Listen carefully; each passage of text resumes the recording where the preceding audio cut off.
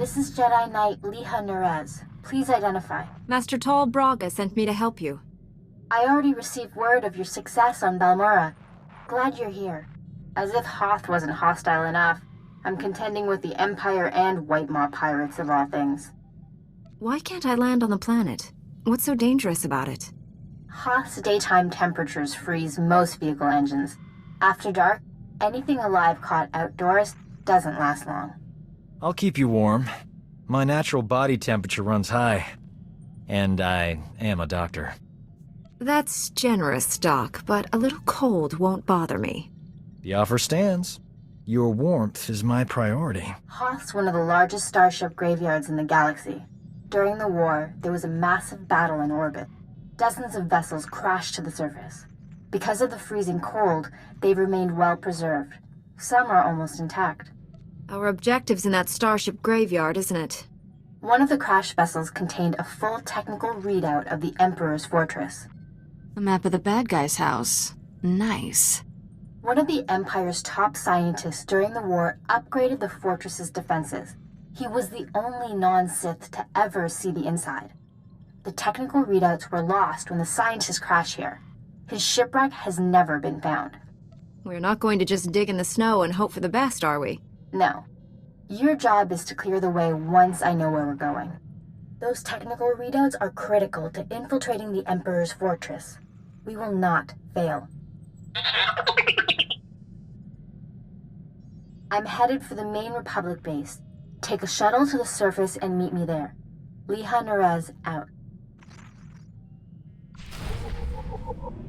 Thank you, Blade Chaval. Always appreciate.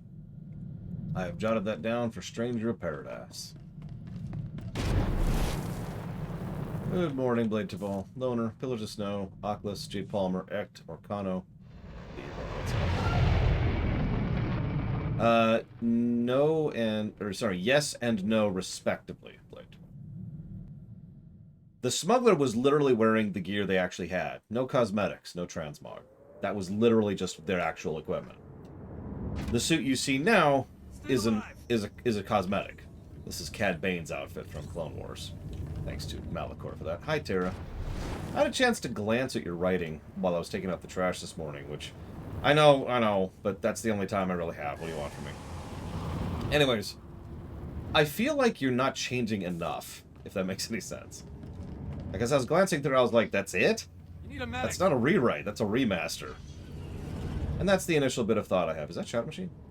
It is Shadow Machine. Hey, Shadow Machine. What's up?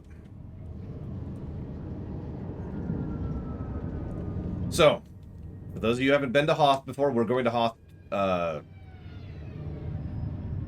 more times after this. But this is our 6th time counting this time. As a reminder, this is your visual unpleasantness warning. Hoth is bright and painful to the eyes. So this is your visual warning of warningness.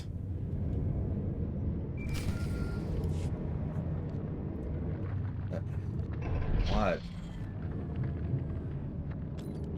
Sorry I couldn't meet you. We've got a full-scale Imperial invasion on our hands. They caught us by surprise. How? Tell me your position. I'll come to you. I'm defending a forward outpost, but our support team is pinned down closer to you. I'm sending the coordinates now. You're looking for a detachment from the 301st Infantry led by Sergeant Rusk. His squad is being overrun by Imperial probe droids. I'll find your friends. Probe droids. A few probe droids shouldn't pose much of a threat. These droids are set to rush targets and explode when they get close enough. That's... Saw things like that on Balmora. They can make a real mess. Sergeant Rusk has vital information we need. I'm counting on you to keep him and his men alive. May the Force be with you. By the way, I'm keeping Doc for a bit because I need to judge if he's actually a negative or if he just irritates me. Because there is a difference between those two extremes. Anyways. Excuse me. No, I saw your ideas, Evo. And I didn't like any of them. In fact, even Weave I don't like. Oh, God, there it is. There it is. Yep, there's Hoth. Welcome to Hoth. Yeah, that's my point, Blade Taval. That's why I'm going to keep Doc for a bit, to judge him a bit more. He might not actually deserve a negative. I hate his guts, but you know. Anyways, the problem is fabric works best for me. I know it sounds so mundane, but when I close my eyes and I picture the setting, what I literally see is a swath of fabric stretched out between the four forces that keep everything together, that found everything. And there's just this cloth. You can kind of see through it a little bit, you know. It's a little brown, a little tannish.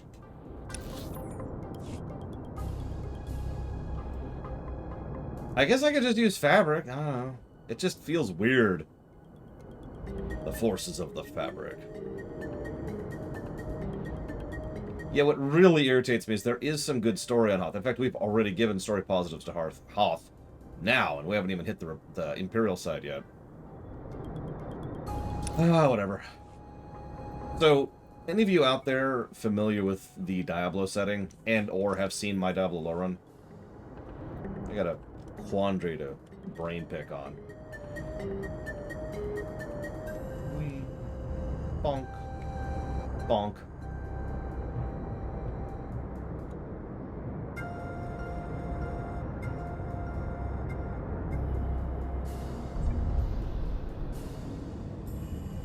Need a medic.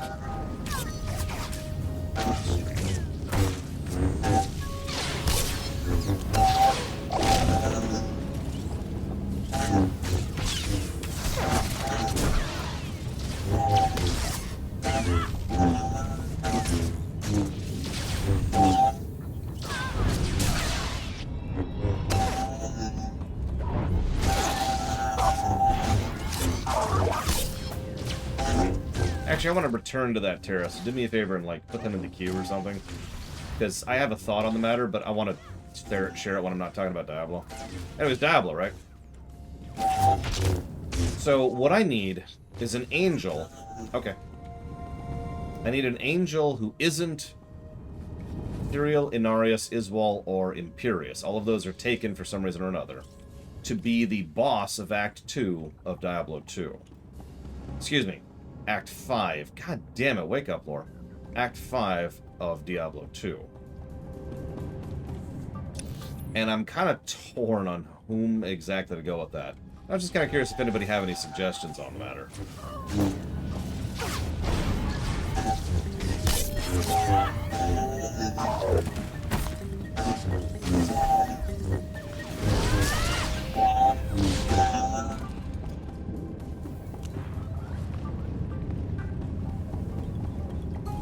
Liha Nerez sent me. Looks like I got here just in time. No worries, Master Jedi. I was prepared to hold this position indefinitely. Oh, hi, Rusk. Sergeant Fiddleton Rusk, 301st Infantry. Forgot you even existed. Service. There's no more squad. We're all that's left. We're a squad until I say otherwise, Private. Now on your feet. Your man's in need of a Kolto tank. For starters, he's got third-degree burns and shrapnel wounds. He can hold a rifle. That's all the mission requires. Our objective was to secure Imperial survey maps of the Starship Graveyard. Target achieved. Imperial counterattackers pursued us here. Squad fatalities, 66.4%. Enemy fatalities, 100%. Hang on. I'm picking up a fresh wave of probe droids outside. They're headed this way. Okay. Evo, do not write Elreath like this asshole, okay? Keep him alive. I'll handle the droids myself. Get behind me, Private. Thank you, sir. Here they come!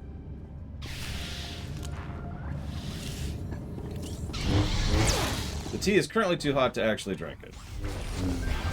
It is a blend, though, so I'm looking forward to it. Smells good. Enemy fatalities, 100%. You can come out now, Private. Yes, I hate sir. Rusk. Thank you, sir. Thank this Jedi for doing your job, soldier.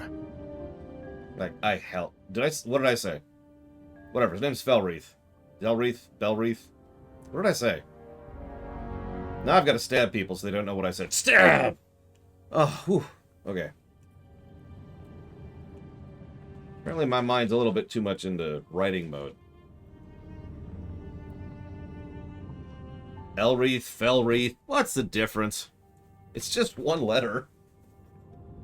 But yeah, Felreath. Sergeant, evacuate your man to a medical facility. These are the Imperial survey maps of the Starship Graveyard. Leha Nerez wants to see them. I'll return to base and reconstitute my squad. We'll meet you at our coordinates ASAP. Stay sharp out there.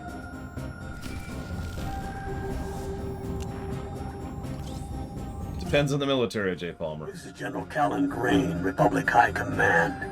I just arrived in orbit above Hoth. Quite a mess down there. I'm told you commandeered some men from the 301st Infantry for your classified operation. 2. The Imperial offensive left us in bad shape. We've been scratching your back. Now we need a favor.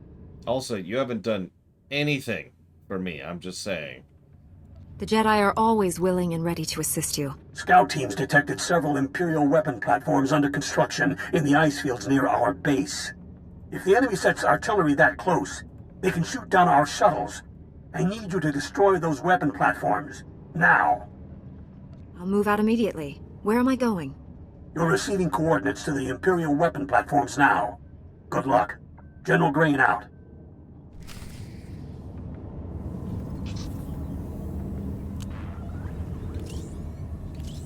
Hello, Trihexia. Thank you, as always, to Zara.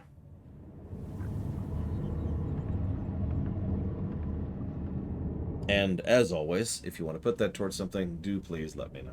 Thank you. Yeah, no, when I picture Felwreath, and this has always been true, ever since I first started sketching him out in high school, it's an old story. One of these days I'm actually going to write it, I swear.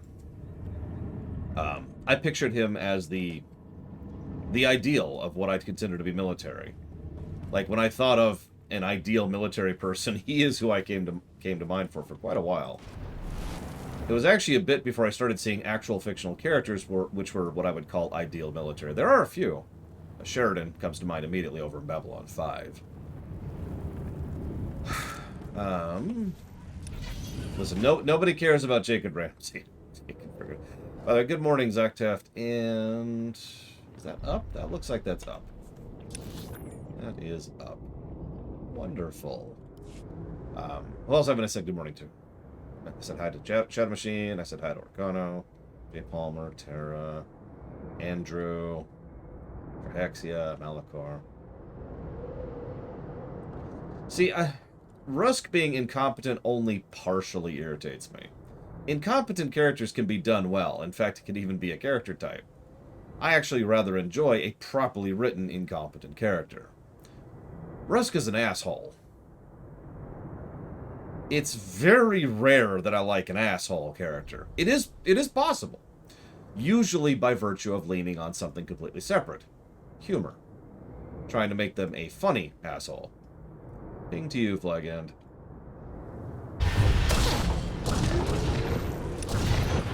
Rusk is not funny. Yeah, that's actually a great way to put that, Blade. Rusk is like Zap Brannigan without the humor. Zap Brannigan done completely straight. And that's why he tends to irritate me. Again, I'm not sure if he's going to deserve a negative. We'll pay attention to it. Same thing with Doc, right? They both irritate me, but that doesn't necessarily mean they're negative territory.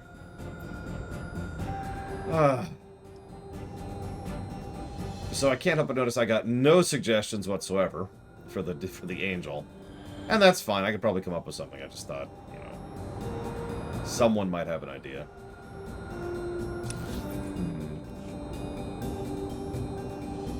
I didn't even see yours, Loner. Oh, Ariel. No. Absolutely not. First of all, Ariel is too good. We need to have someone more orderly. Ooh, that actually hurts. I suppose I should explain a little bit. So here's the vague idea, right? Very vague. Still working out some of the details. That's what I was working on this morning, actually. Now that the LTTV Theater is done and uploaded. By the way, be there Saturday, 10 a.m. Eastern Standard Time. We'll have a stream about it. 11 a.m. Eastern Standard Time will be the premiere. But anyways, no, I would prefer it to be an existing Angel. Because, you know, rewrite. Anyways, the idea here is, I'm not sure of the specifics, but across D2, Diablo, Mephisto, and Bale will all be killed. Permanently, of course. Okay, I wasn't expecting that to aggro something. Now, with them destroyed, Sanctuary is secure forever and will soon become part of the high heavens. And everyone in the party, of which it'll be canonically the whole group, not just one specific hero, will be like, hold up. You're gonna absorb us? And the angel in question will be like, yeah, it'll be great. You'll become part of the high heavens and join the host of heaven, and things will be good and orderly for the rest of your days. You'll enjoy eternal life as part of spreading the good message of awesomeness and amazingness. Now, I don't want to lean into the cliche that heaven is evil. It's not necessarily a bad cliche. In fact, it's actually something I like about the actual Diablo lore, but I don't want to drift into that direction. I don't want to do that. What I want is something a little bit more nuanced. What I want is I want heaven to be orderly and good, but as a consequence of that, effectively remove, I don't want to say free will, but like kind of drifting in that direction, right? So one of the things Reloaded and I already decided on is heaven has something we're going to go ahead and refer to as a caste system. It's not literally a caste system, it's more like Pillars of Snow. You were born to be a baker, and that's what you're good at. You're good at it, you even enjoy it, right? But yeah, it's all predetermined, exactly. That's you. Now, the catch, the flaw, the problem there is that utterly... What the hell? It utterly removes choice from the equation. So, you don't get to choose Pillars of Snow. You're a baker now. And again, you'll even enjoy being a baker. But that's not relevant, is it? Or at least that's not relevant to you. We've actually already decided that we're going to have this big thing focus on the assassin specifically, who is going to be a big proponent of, no, I want to be me. I want to choose. I want to decide who and what I am. I don't want to decide and go be, you know, whatever it is you say to be. I want to be me. And so the heroes are going to oppose the idea of Sanctuary being absorbed into the high heavens. This means Angel, the one we keep talking about, who's going to be helping them across D2, by the way. This particular Angel is like, well, but what are you doing? And you get the idea. It basically escalates to the point where they insist that, no, this can't happen. And so they decide to destroy the World Stone, the thing that's going to basically ensure that Sanctuary gets eaten. Sorry, it's actually upper right. Eaten by the high heavens. So they're like, okay, we have to destroy the World Stone. And the Angel's like, I can't let you do that. This is for the good of all of your people. You don't get a choice. And so then the Angel, again, I want this to be a very specific flavor, because I don't want the Angel to be evil. I want the Angel to be actually confused about why these people are resisting this. And like, what? There's no demonic influence. We got rid of it. We've killed all the demons. They're all gone. And at this point, canonically, there are no demons on Sanctuary. So he's actually right. Or she. Or they. There's nothing there.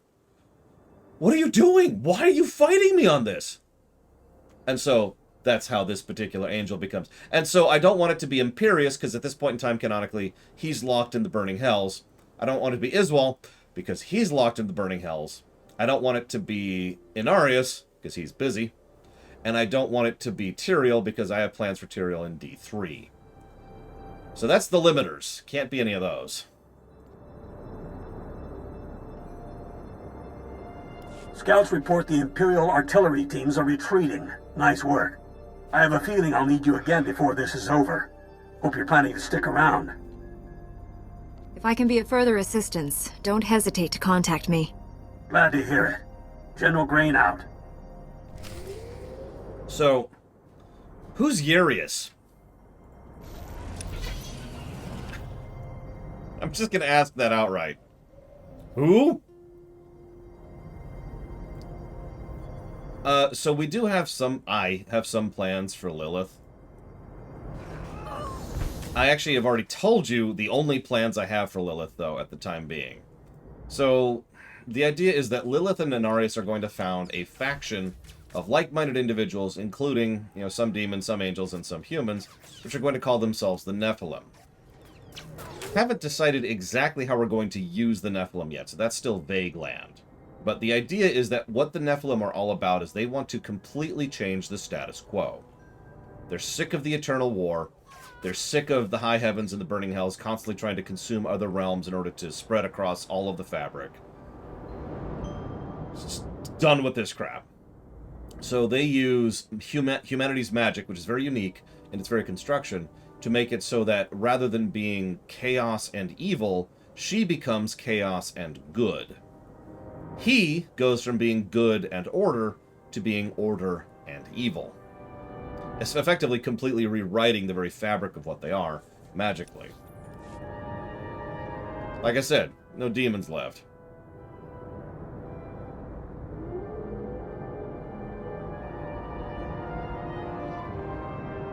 Oh.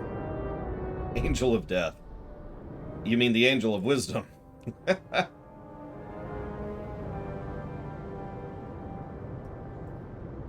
don't know, I'm still debating. The problem is, while we actually are spoiled for choice, I can't think of anything that really fits. Nothing that's like, oh, that's a perfect fit. I have the Imperial survey maps of the Starship Graveyard. I understand Sergeant Rusk's squad paid dearly for these. 81. Please analyze the maps. Find any profile that matches a Pythar-class Imperial shuttlecraft.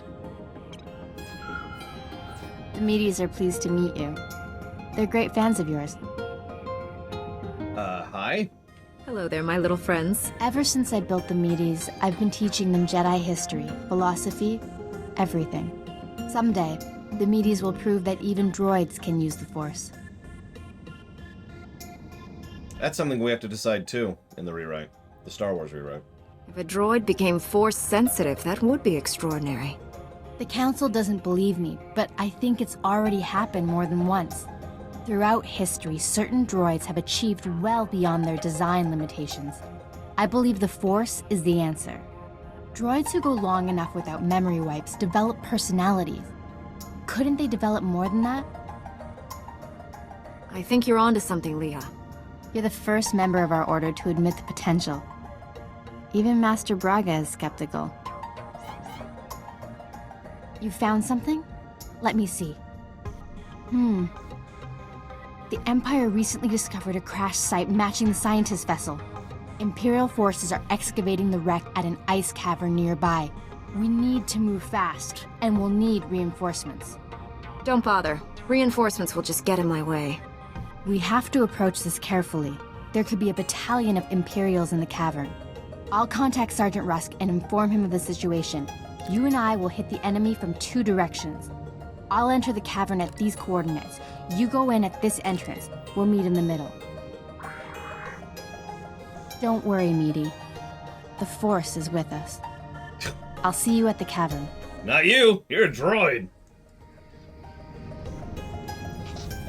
Feel free to correct me on this if I'm wrong, but everything I've ever read ever has reinforced over and over, in both the EU and the AU, that because droids have no biological parts, and that's the defining factor, droids, by definition, cannot use the Force. They can have the Force used upon them, just like anything can have the Force used upon them.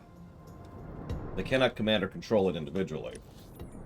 Which has always struck me as an eyebrow raise. Now, we could keep going with that. Biology is required to use the Force. Don't think I agree with that personally, but again, that's something we're going to have to decide. Hell, we're going to have to decide how droids work. We could just rip the sentience out of the droids, which is what Evo personally prefers.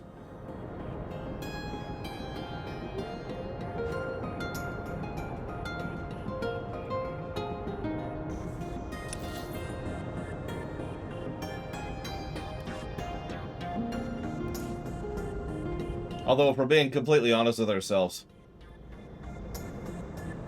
writers have disagreed many times about what it is that prevents droids from using the Force. I've actually seen debates about this, because it boils down to one of 2 things. Either they don't have biology, which is what I just mentioned, or they don't have a soul. Now, I know what you're thinking. Do souls exist in Star Wars? Well, that depends on which writer you're asking.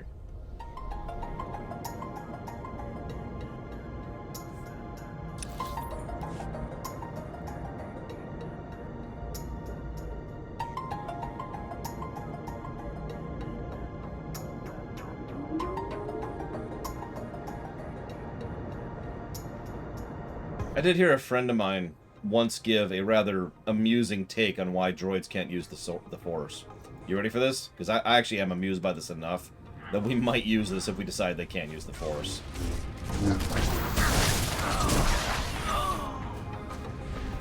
What if droids can't use the Force because the Force specifically rejects them? Either because the Force is sentient, which is it's a debatable thing, or because the Force is an animal and instinctually rejects droids.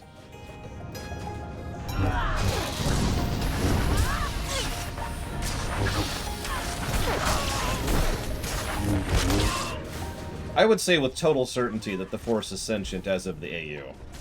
No question. In the EU, I would still lean in that direction, yes. Just gonna hang back here for a second.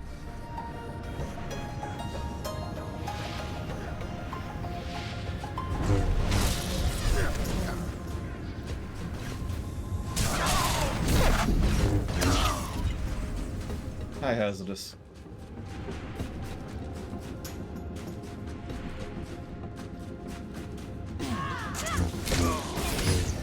Yeah, the Force is like, ew.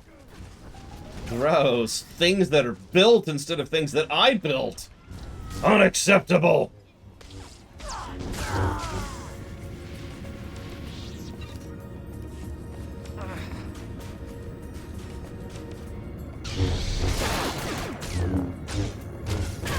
Of course, the problem is if we make a thing where droids can be Force sensitive, well, we have a problem. That's, as I've said many, many times, the moment you introduce something as a possibility in your setting is the moment you have to deal with the consequences of that being a near certainty to actually happen. Doesn't matter how rare you make it. That's not relevant. Especially in a setting the size of a galaxy. If you make something possible in a galaxy-wide setting, that something is now a total certainty to happen. Probably more than a few times. So we'd have to deal with that. Impatience got the better of me. I blundered in here like a Padawan. The heavy turrets were an unpleasant surprise. You were surrendering, Jedi. I suggest you keep that promise.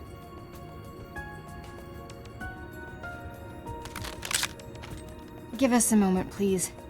I need to explain the situation to my friend.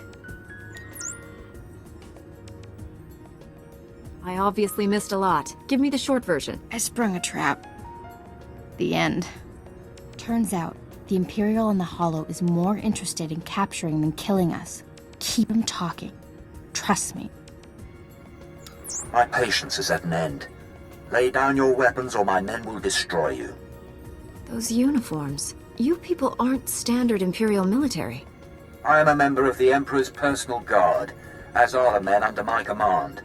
The soldiers you face are specially trained to kill Jedi, and they outnumber you.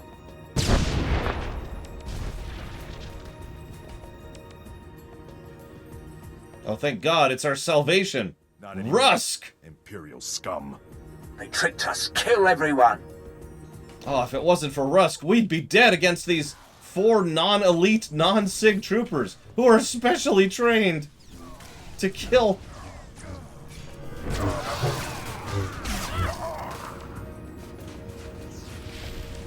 Got here as soon as we could. Had to engage some Imperial patrols in our way, but nothing serious. Nothing serious? Privates Vanth and Eder don't know what day it is. We're lucky to all be alive. Shut it down, Private. I don't tolerate insubordination. Rusk, you're fired. All of you, please listen. I know you've been through a lot. I understand your frustration. But a good Jedi, a good soldier, puts emotions aside to do what's necessary. God damn it. To say the fate of the galaxy depends on us is no exaggeration. Ah! We must hold together. You should run for the Senate. Let's honor this Jedi by giving our all. This is the scientist vessel. And look what I found hiding under a dead Imperial officer. The rest of your unit is dead, Imperial. Start talking, or you'll join them. Please, I don't know anything. I'm just a computer tech. I'm just gonna leave him cowering for a minute. Just enjoy it. So, I want to point something out. In that previous dialogue choice, there were 3 options. Except there weren't. There was actually only one option. That one option was the troopers who are being abused and misused by their incompetent leader need to fall in line with their incompetent leader. Now, we could argue that, but the fact that all of the options were that just kind of makes me raise an eyebrow a little bit. Usually you at least have the choice to disagree and be like, dude. But no. Fall in line. Scum! The Empire sent you here for a reason. Let's start with that. My job was to slice the databanks of this old starship, but the White Maw beat us to them. They lifted the whole network. The pirates stole the ship's databanks? They took everything valuable, but they missed the computer decryption file. They can't read the databanks without this. I'll be taking that. The White Maw maintains a depot inside a crashed dreadnought. Everything they loot goes there. At least our objective is clear. The pirates secure their depot with ray shields. We'll have to find some way past them to reach those databanks. The Medes scouted White Maw territory. They located 2 reactors buried beneath the ice. They're no doubt powering the ray shields. If we destroy the reactors, we can enter the pirate depot. Sergeant Rusk, head for these coordinates and destroy the reactor there. My friend will destroy the one at these coordinates. If your squad runs into trouble, contact me. Likewise, Master Jedi. I'll out of my escort our face. prisoner to the Republic outpost near the Starship Graveyard. The Medes will perform reconnaissance on the Dreadnought. When both pirate reactors are destroyed, meet me at the outpost and we'll plan our assault. May the Force be with us. God, I hate this storyline. I can't even put it into words. I'm trying to. I'm sitting here trying to explain why this is irritating me so much.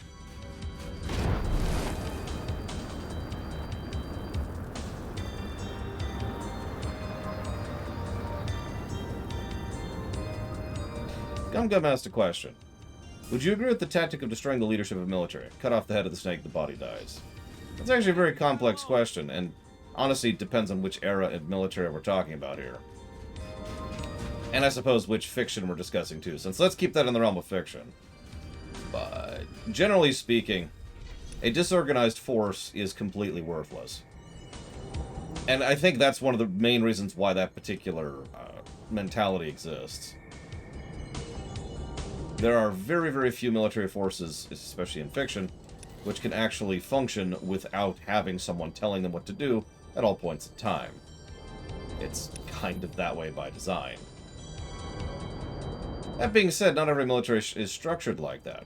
Or, let me put this way. Using the galactic military, which I actually happen to know how it functions pretty well, if you take out a general on a planet of an Imperial force, then you haven't actually done as much as you'd like to think with regards to stopping their ability to operate. Because every commander in charge of every company and every lieutenant in charge of every platoon, there we go, still knows what they're doing and why they're doing it and how they're going to accomplish it. Because the galactic military is so cellular in it by design, generally speaking, the generals only give broad orders rather than specific orders. So that military, you'll say, oh, we killed the general, yay! And then you get bodied by the rest of the military, right? Now, some coordination problems might exist, but even in that case, not necessarily, since most platoons and companies tend to coordinate with each other, not with HQ. Again, that is the nature of how that particular military works. The leader gives broad instructions, the on-the-ground commanders implement those instructions.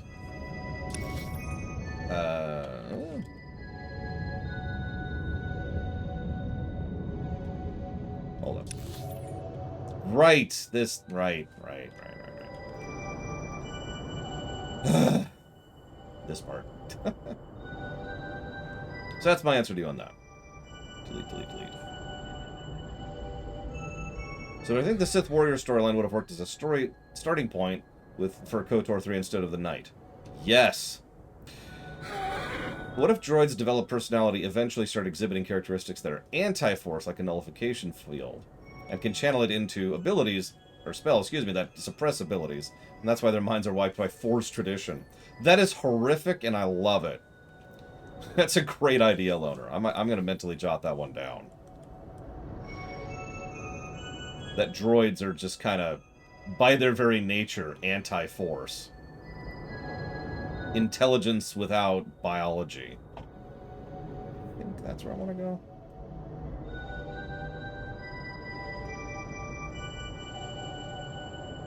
Well, no, the reason it's horrible is because that means that generations and generations of people have been propagating not only slavery, but effectively, in every way that matters, mass murder in order to ensure that the Force continues to propagate.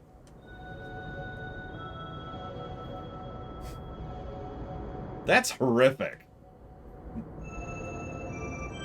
I love it. Now, the best part would be that most people probably don't even know that. This could also be why it's so extremely strange that Luke allows R2 to actually develop as a personality. Because Luke is a Force user who has to operate right next to a Force, you know, an anti-Force field.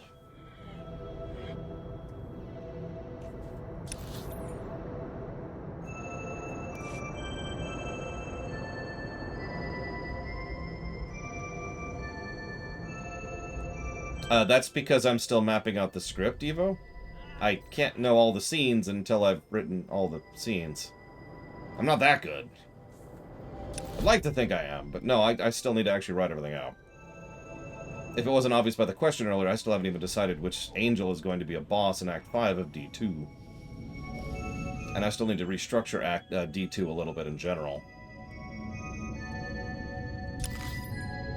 I've already decided who the boss of Act 1 will be. I'm thinking it'll be... I'm not sure about Act 2. Act 3 is obvious. But then Act 4 needs... Oh, Jesus Christ, I hate this place so much. Act 4 needs such a major restructuring because we can't go to hell. So Act 4 cannot take place in hell. That being said, Pandemonium still exists.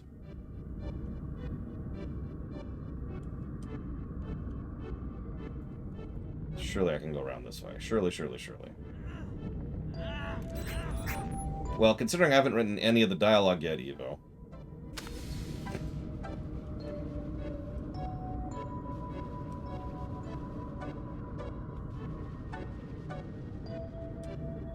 Pandemonium is actually on the edge, in actual canon, between Sanctuary and Hell. Which is ironic because that's exactly what it is in my canon, too. This is down, isn't it? Whatever! Yeah! Ugh!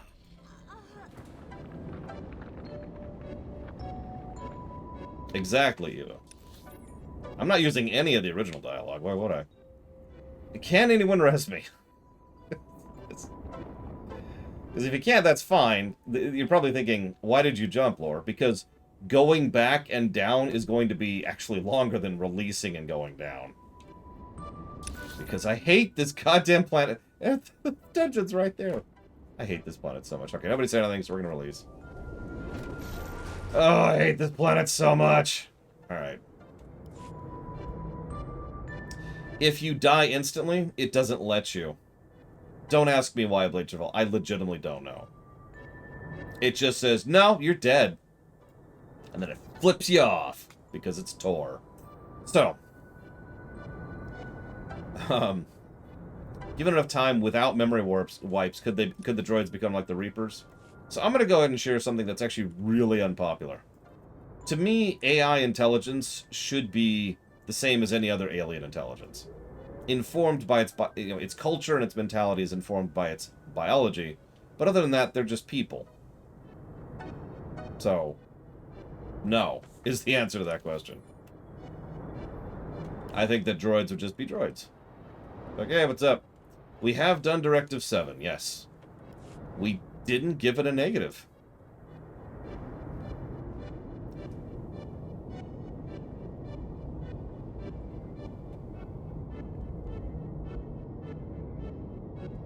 God, I hate HOTS so much. Alright, I'm gonna let it go. I'm gonna go. Delete, delete, delete. So let's talk about StarCraft for a second. Whoa, let's talk about running into mobs that are going to try to dismount me. No, no, no, no, no! God damn this game! Ah, I hate this goddamn freaking game! Ah! I would give you more negatives if I hadn't already given you 3. Hi, Luca. So, what are the things in StarCraft? Okay, right. That's what I was going to talk about. So, rather than specifically read your question, Tara, here's what I'm going to say. I think the definition, the philosophy of a rewrite needs to be brought into question. This is actually something that Valvedrix mentioned to me about a month ago, I want to say. Which never even occurred to me. It's the mentality of a remake. So let me just ask this question in a vacuum. Let's say that you are, in charge of doing a remake. Oh my God!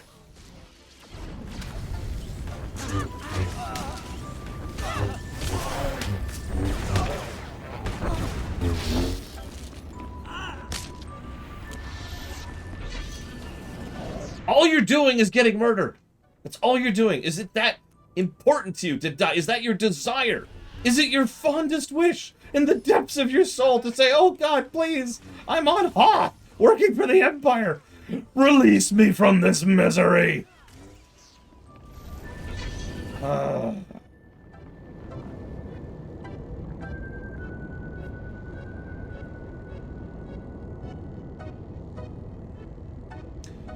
What would you define as a remake of a game?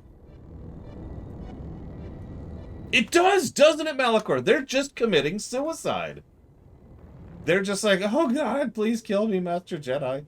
I'm on Hoth. And you know what? End sentence. Don't need any other clarification.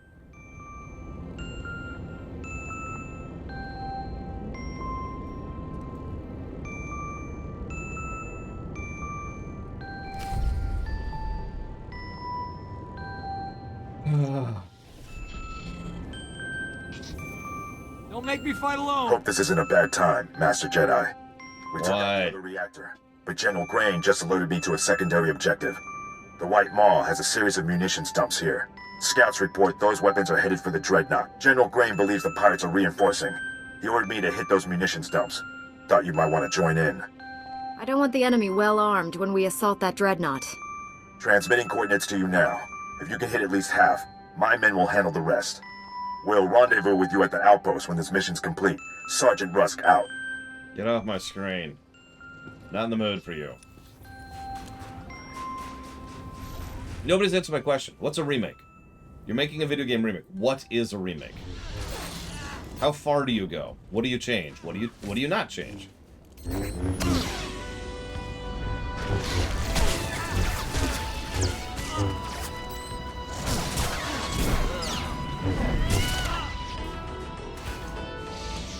Please let me interact with this thing. There we go.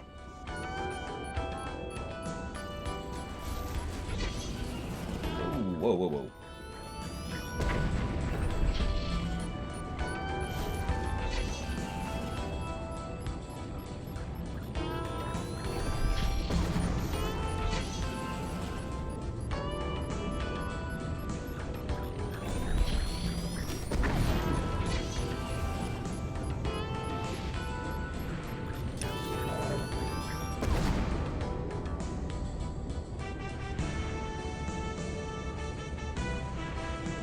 No, that's you kind of see the direction I'm leaning in here, Tara. This is, God damn it, God damn it, God damn it. I hate you. I will give in to the dark side if it means never getting dazed again. Done! Done! I will murder innocent babies if it means not having to be dazed anymore. God damn it. That's not true, I wouldn't do that. But, think about it. I bring this up because for a very long time, the definition I've had in my brain of what a remake is would actually probably be better described as a reimagining. And I don't feel bad about that. In fact, I stand by that statement completely. You know, take the essence of the original and make your own new thing out of it. That's a remake, right? That's exactly the same mentality I've had with the entirety of the rewrite projects. Being like, well, I want to do my take on Trek. I want to do my take on Star Wars, my take on Warcraft, and of course, my take on Diablo. But that's why I wanted to mention that, is because if you just wanted to do a remaster... Excuse me. I shouldn't use the word just, that implies a derogatory. If you want to do a remaster of StarCraft, then there you go. You're done, basically. You did it! The brief notes you threw together that I glanced through this morning are sufficient to qualify as a remaster. Because a remaster doesn't require as much. Like, someone in chat mentioned, who was it? Who said that? Looks like it was Chaotic Danny. Mentioned, new art assets, modern hardware, etc. All of that qualifies into the category of a remaster. Updating the game so it doesn't look or play like ass, all of that is remaster territory. It's still a lot of work. And I don't want to sound dismissive, that's why I corrected myself earlier. Because a good remaster is still a good remaster. And I'm actually very much in favor of good remasters. I know, right, Solar Galaxy? It's just, hey, we've decided to force you to go slow. Let's just have the frickin' Fat Chocobo theme on permanent loop here.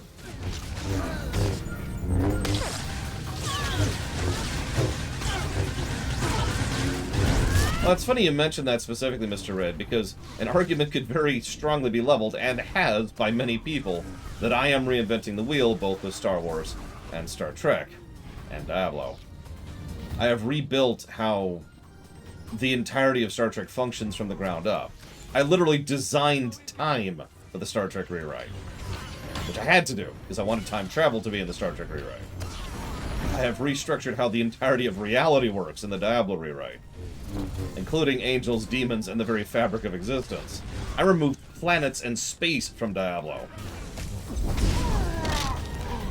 etc. I have absolutely reinvented the wheel several times. A Jedi? Never killed one of your kind before. That reminds me. I should buy some armor. Really did. This should be interesting. You're actually threatening me. Okay. If by interesting you mean dead, then yes, you should find this very interesting. I like your skin. I think I'll wear it. It's nothing personal. We have to kill you. White Maw bosses don't forgive failure. Not in their natures.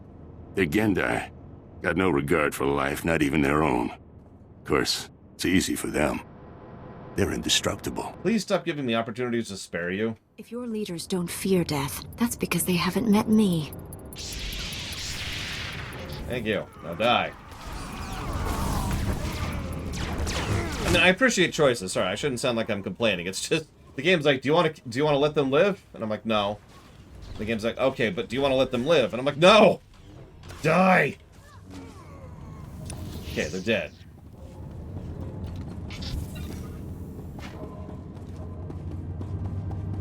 God, I hate Gendai.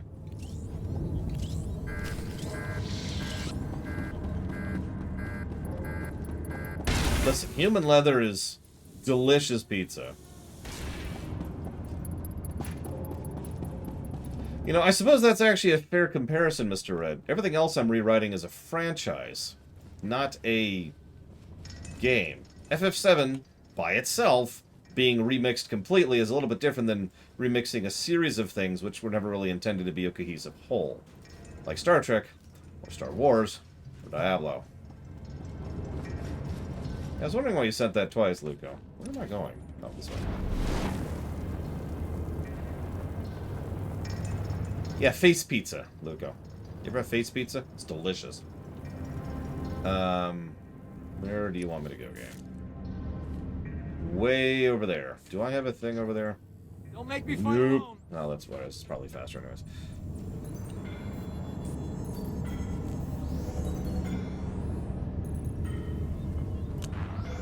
No, you're absolutely right, Tara. I mean, when I say you're right, I mean, I understand your point of view. I don't mean you're right. What I mean is Hoth is the best planet in this game. So I'll be completely honest, I haven't even thought about a StarCraft remake or rewrite yet. So I don't know what I would change off the top of my head. Probably codifying certain elements of the Zoig and Kerrigan. And I don't know, make Mensk even more awesome than he already is.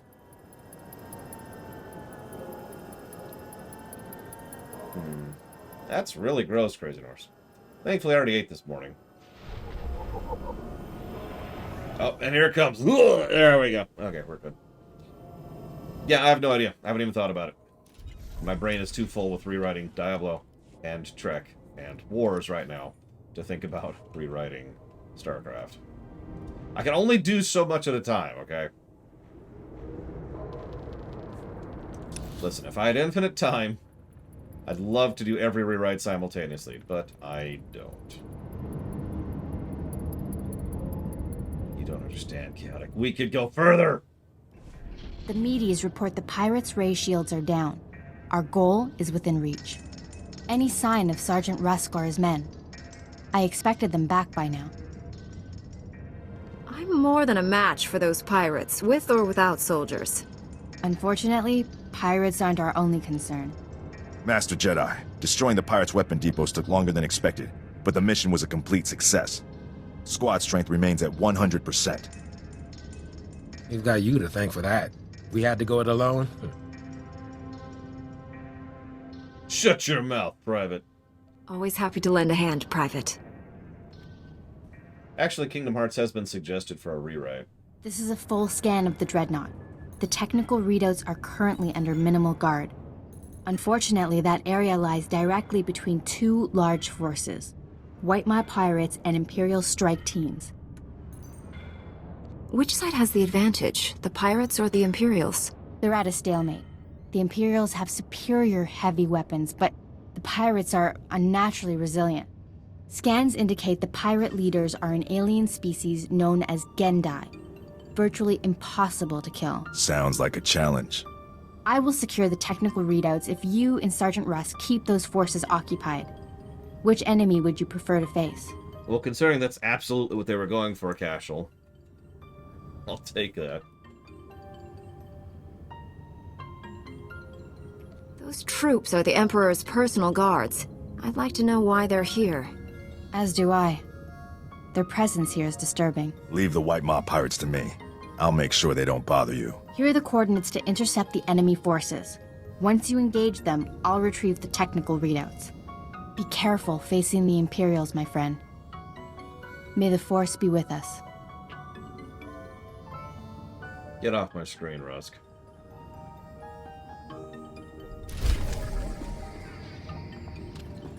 See, the problem is what he's doing is not strict discipline, but I honestly don't want to get into that argument if that's okay. Because just... Oh, I was right. It's right here. Jedi. Glad to see you're getting some real gear. Sell all this stuff so I could say thank you. Alright. Stay alive. Thank you. I don't know how to pronounce this, I'm sorry. Shone? Either way, thank you very, very much for that sub. I do always appreciate that. Thank you. If you would like to put that towards something in particular, please let me know. Can I... Reminder, mechanized travel is for official business only. Cool.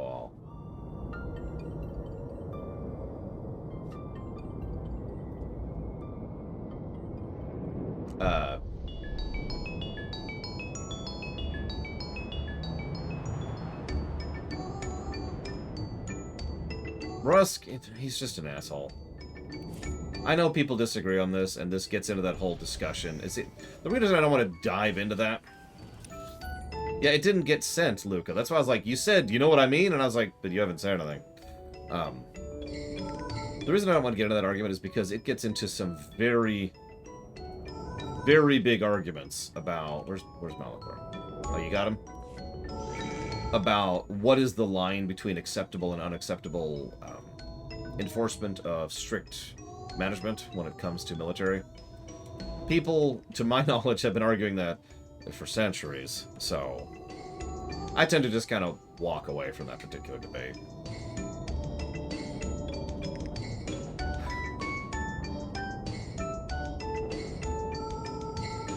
Well, You know, it's funny you asked that, Indiana Joe. Let's check the numbers, because I've been keeping track. So Hoth got 3 pluses to story, 1 negative to story, 0 pluses to gameplay, and 10 negatives to gameplay. That's pretty bad. Belsavis got 2 pluses to story, 2 negatives to story, 0 pluses to gameplay, and 7 negatives to gameplay. So, by the numbers, I'm going to say Hoth is worse. And what's really funny is I wouldn't have thought that until about a week ago. Because I always remember Belsavis as just being the worst. Yeah, no kidding, Crazy Norse. I actually knew a woman once who was a Navy SEAL. And while that's not exactly super elite, the fact of the matter is that she and her unit had tremendous flexibility in how they operated. In terms of, you know, the day-to-day, making sure your hairline isn't at the exact centimeter it's supposed to be, etc.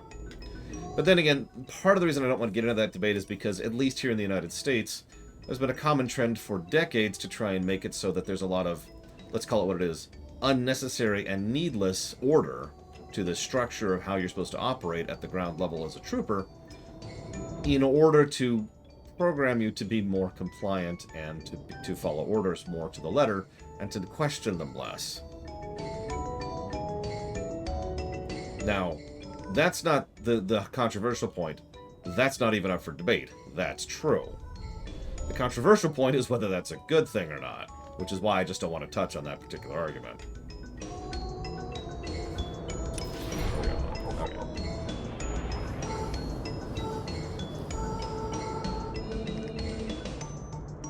No, I said the Navy SEALs aren't the elite of the elite. Well, okay, what I actually meant was it could be debated whether or not the Navy SEALs are the top end, and I don't even want to get into that, because every time I bring that subject up, someone immediately argues that it's either not true, or reverse true, or whatever, and I don't care. So we're just going to move on from that immediately. Chunk! There we go. Done. Yeah, we brought that up with British forces recently, and immediately chat just descended into this argument about who was more elite amongst Spec Ops forces, and I was just like, yeah, okay. The most elite force in the world is the one you have never heard of. Damn it. That's... I'm just gonna die up here. That's probably faster. This is something I used to do a lot. Deliberately. Actually, I would just run up to this warp point, wait for them to kill me, res... Oh, I'm being healed. Damn it. Okay. Res... Who's shooting me? And then walk into the portal, and that way I would skip trash mobs.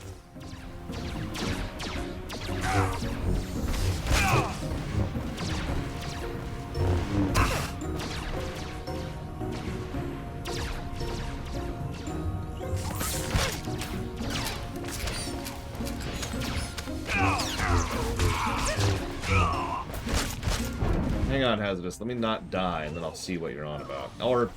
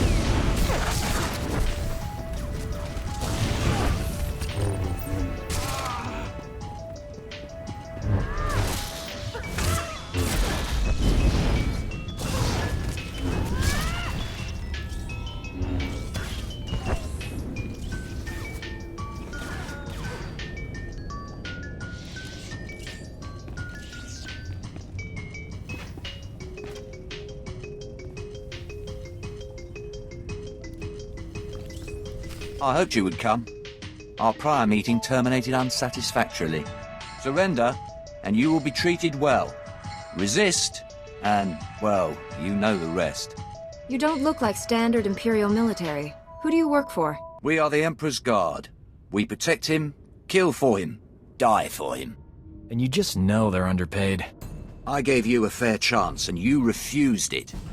Men, kill this Jedi.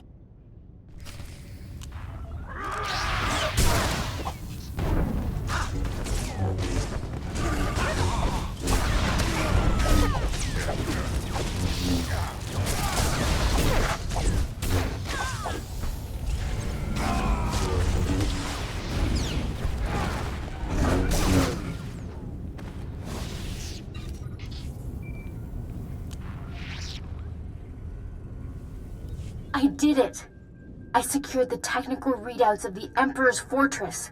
They contain schematics of its entire defense grid. Between this and the cloaking device prototype you recovered on Balmora, we have everything we need to capture the Emperor. This is a great day for the Jedi Order. Good work, Leah. Meet me at the main Republic base. Leha Naraz out.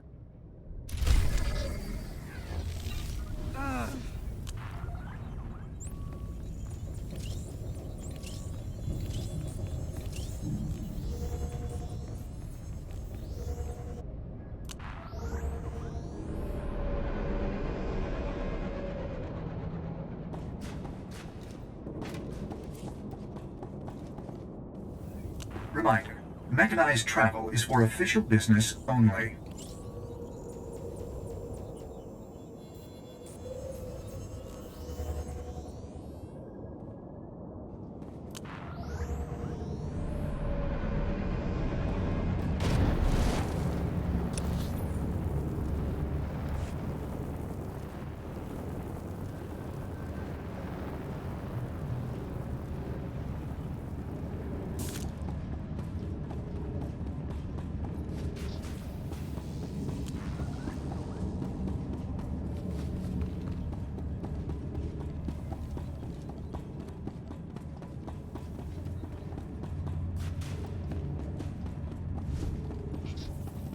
This'll help.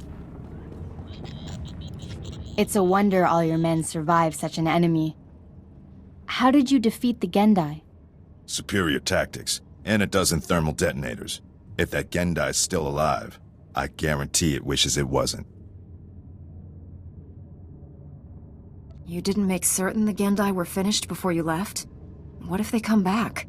I'll use 2 dozen thermal detonators. Your service has been exemplary, Sergeant. You and your men brought the Republic a great victory. The heroes of Hoth. I finally get to meet you in person. General Grain, been a while. Hard to believe you and I started in the same squad. Still a ground pounder, huh? Wouldn't have it any other way. It's honest work, sir. I didn't realize you and the General were comrades. We had some short-lived adventures back during the war. You can hardly tell that left leg isn't real, sir. The medtechs did good work. The 88th Armor Battalion is on its way. The 301st Infantry is being rotated back to Coruscant. I can't waste a soldier like Rusk on shore leave, so I'm assigning him to you. For how long, sir? Until the Sith Empire is defeated. The Empire's defeat is sooner than you think. We won't need him. This assignment comes from General Durant. You remember him, don't you, Rusk? We survived the Geonosis campaign together. That's one way of putting it. The transfer is effective immediately. Good luck. My shuttle is small. There's hardly enough room for myself and the meaties. Perhaps Sergeant Rusk should travel with you. Be honored to. Look forward to learning from a superior warrior. Excellent. I will deliver these technical readouts to Master Braga. You should contact him as well. May the Force be with you, my friends.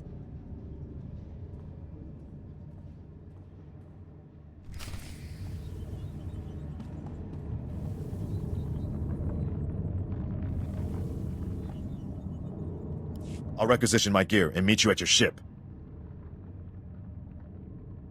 Get going, Sergeant. I'll be leaving soon. As ordered, Master Jedi.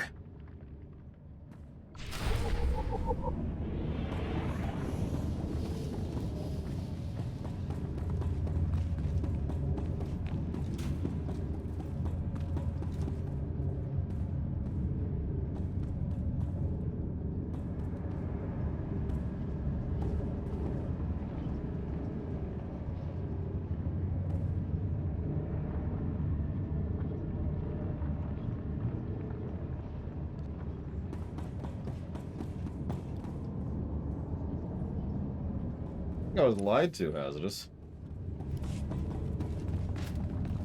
Which just pisses me off even more.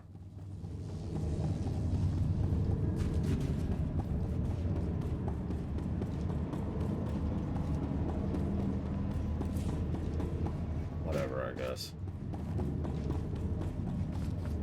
See, the funny thing is, I thought, well, obviously the problem's on my end. Not exactly an uncommon thing. Maybe I got the branch wrong. I left Balmora for this frozen wasteland? I started looking into it, and I'll see, what about SOCOM? Because SOCOM is another thing. I actually did used to know a couple of Marines. SOCOM opened up for females being members in 2013 officially, and functionally in 2016, and as of right now has exactly 3 in the entire division. So it ain't SOCOM. Master Braga. Besides, I was pretty sure it was a division of the Navy. Technical readouts to the Emperor's fortress. I knew you two would be unstoppable together.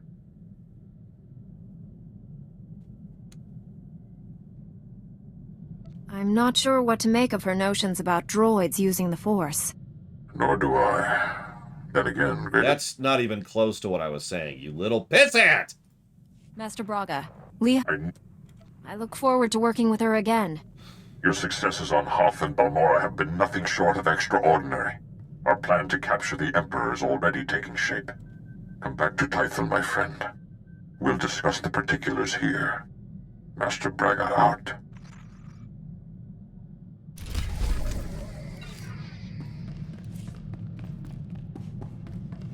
I actually liked her, too.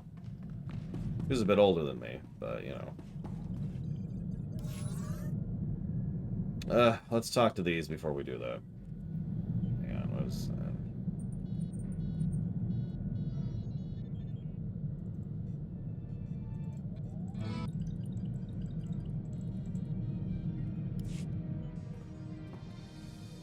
Need a timeout. Got something on Nar Shaddaa that can't wait.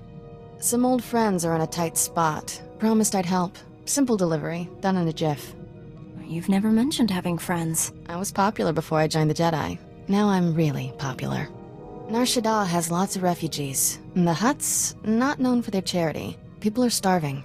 My friends don't need anything fancy, just med packs and nutrient paste. Stuff I can easily provide. We'll set course for Nar Shaddaa as soon as possible. Swell. They're already expecting us. Get me to my friends and I'll handle the rest. Wait. Kira gets the quests for Jedi Knight, not T7?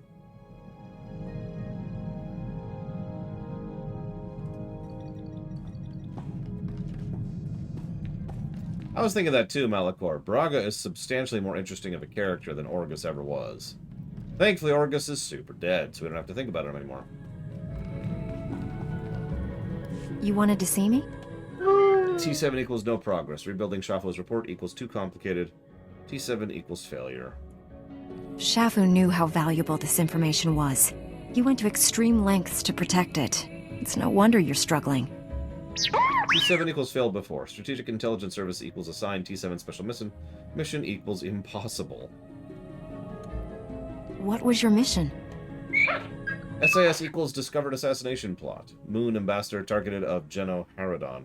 T7 equals sent undercover to protect ambassador. Who or what are the Geno Haradon? Geno Haradon equals Secret Society of Assassins. Official Republic policy equals Geno Haradon only legend. T7 equals verified Geno Haradon exist. T7 detected assassin in crowd. T7 discharged stun bolt. Assassin dropped Bastard and escaped.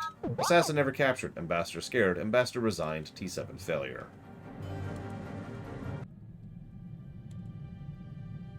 Was this the only attempt on the ambassador's life?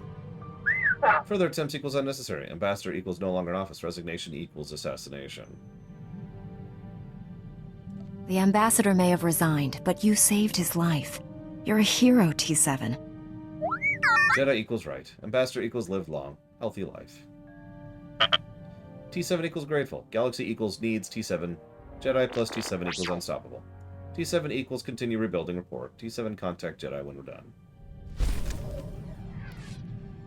T7 success! T7 is done! What's it say? Shafu equals intercepted message from Republic bureaucrat. Bureaucrat equals human named Eckhorn. Eckhorn equals member of House Ballas on Alderaan. Eckhorn equals Imperial spy. Eckhorn equals compiled list of Imperial sympathizers inside Republic. Eckhorn equals hid list inside Ballas estate. If we have Imperial sympathizers inside the Republic, we need to know who they are. Time to pay House Ballas a visit. Eckhorn equals died 20 years ago. Ship equals exploded over Alderaan. Explosion equals ruled accidental. I'm sensing a pattern here, T7. Shafu plus Eckhorn equals both blown up. T7 equals studying criminal database. T7 equals searching for bounty hunter using similar methods. T7 equals alert Jedi if bounty hunter identified. Yeah, it's this guy named Steve Blum. I don't know, it's weird.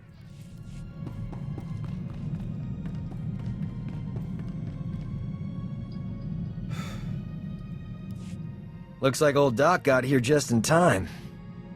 How have you survived with a droid and Little Miss Uptight as your only friends? This is no party, Doc. We're on an important mission. We can save the galaxy and still have a good time, right? Leave everything to me. Before I settle in, a few things. First, I like my quarters kept at least 5 degrees warmer than the rest of the ship.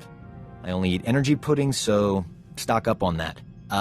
Also, give me 30 minutes in the refresher every morning. That's all. If it wasn't for me, you'd be unemployed on Balmora. Be thankful for what you get. Ooh, a tough negotiator. I like a little fire.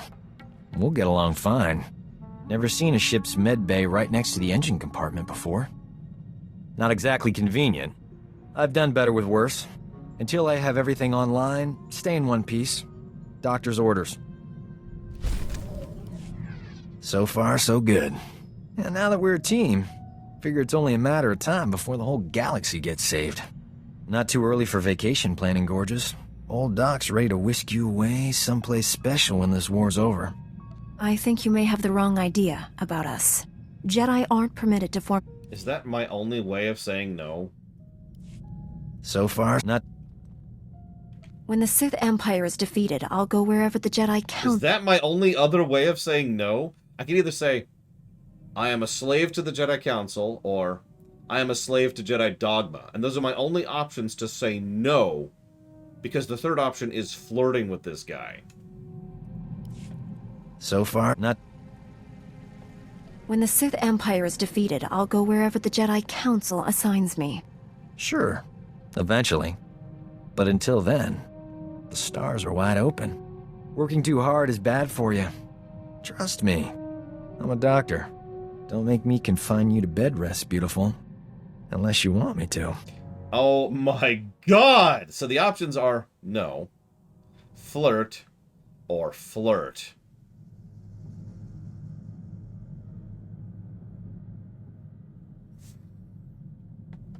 Ugh.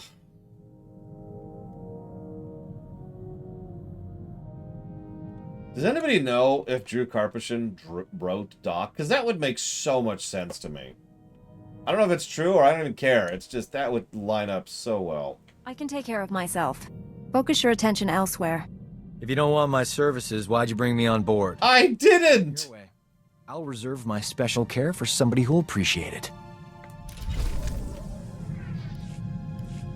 Gotta say, this is one comfy starship. Never saw anything this cushy on the Outer Rim. Those fringers use rocks for pillows. And medical care? Forget it. Kolto might as well be a myth. Tough work being a doctor outside the Corps. Healing the sick and wounded is difficult no matter where you are. Try doing surgery without anesthetic. It's even harder if the patient doesn't get any. I could have gone home, had a safe medical practice, and died of boredom. But I'm a man of action. You have any idea how many people have tried to kill me for bringing quality healthcare to their planets? You must have a lot of unhappy customers. All my patients love me, even the ones who don't make it. The frontier worlds are crawling with pirates, gangsters, and tax collectors. But they're no match for old Doc. Not everyone needs a laser sword and mind tricks to get out of a tight spot. You know, I just realized something. Let's assume that this man was written by Drew Karpyshyn. What do you want to bet this is Drew's poor, pissant, terrible take on Han Solo? I don't need them either. They're just efficient. Me? I rely on superior intellect and natural charm. It works every time. If I were you, I wouldn't leave the ship without me. I need the Jedi Council's hollow frequency. Old Doc's gonna have a chat with your bosses. This code you people follow has you wrapped up tighter than the Emperor's shorts. It's not healthy. In my professional experience, enjoying life on a regular basis dramatically reduces your chances of falling to the dark side. How exactly would indulging myself lead me away from the dark side? That's like swallowing tiny doses of poison for an extended period. Eventually, you develop a tolerance. I'm glad I'm around to keep things lively. The ship would be way too serious without me.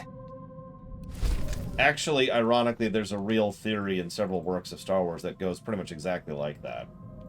It's not what he's suggesting, it's more like trying to be a bending blade of grass instead of a rigid tree, so that when you are tested, you bend and don't break.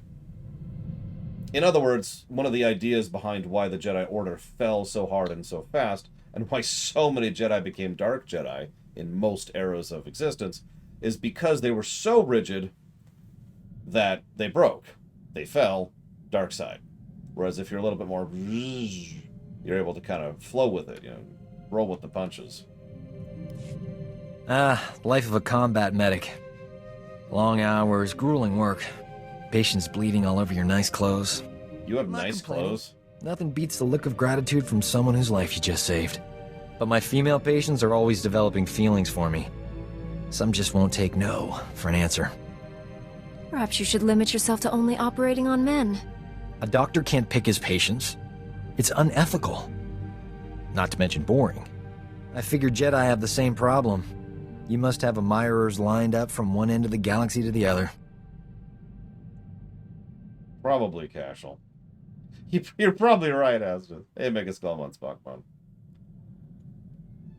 I have billions of fans on Coruscant alone. Just imagine how popular we'll be after we knock the Sith Empire into a black hole. If I were you, I'd get some extra sleep now. You can get along without me for a bit, right?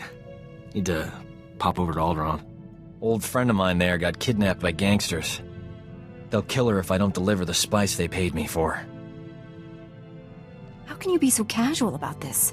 Your friend is in terrible danger. Why worry? Old Doc's got everything under control. A couple of years back, I scammed this gang for a bulk load of credits. Spent everything to set up a refugee hospital on Alderaan. My friend is the head doctor there. I guess the gangsters finally figured out where all the money went. They're holding your friend hostage until you give them the credits, or the spice.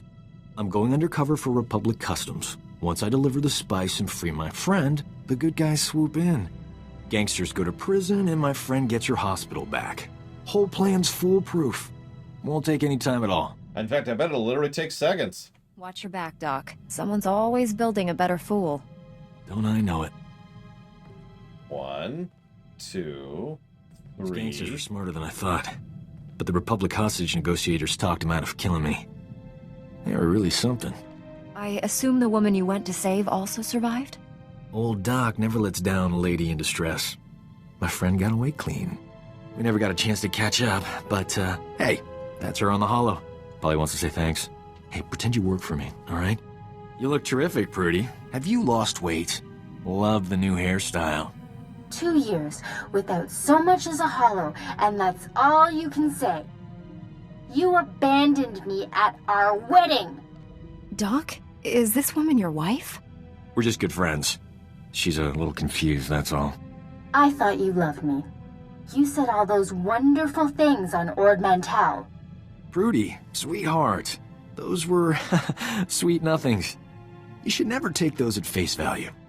My parents flew all the way from Coruscant for a wedding that never happened. You loathsome cad. I wish I'd never met you. I like how they took about one step into making Doc a worthwhile character. One step. And I was even going to comment on it. I was going to be like, oh, hey, at least he set up that hospital. And then we haven't even left the cutscene before they shove him back down into despicable territory. You'd be amazed how many people share that sentiment. That's no surprise at all. Look on the bright side, Prudy. You still have that hospital I bought you. The gangsters burned it to the ground. She still loves me.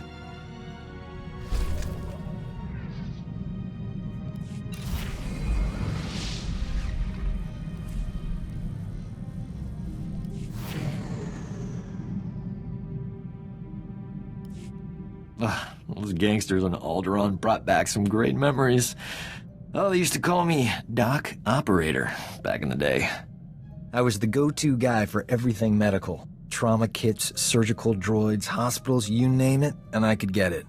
One time, this hut was hoarding med packs after a massive groundquake, selling them at an obscene markup. I tricked Mandalorians into attacking his palace. If those Imperial lackeys are dumb enough to fall for your nonsense, it's a wonder they haven't been wiped out. Don't sell me short. It was a pretty good lie. I forged a death mark signed by the Hutt against the Mandalorian clan. They, accidentally found it with a little help from yours truly. The Mandalorians attacked the Hutt palace in record time. By sheer coincidence, I was there to sweep in and clear out the Hutt's medpacks. You expect me to believe that's all you took? I know how Hutts live.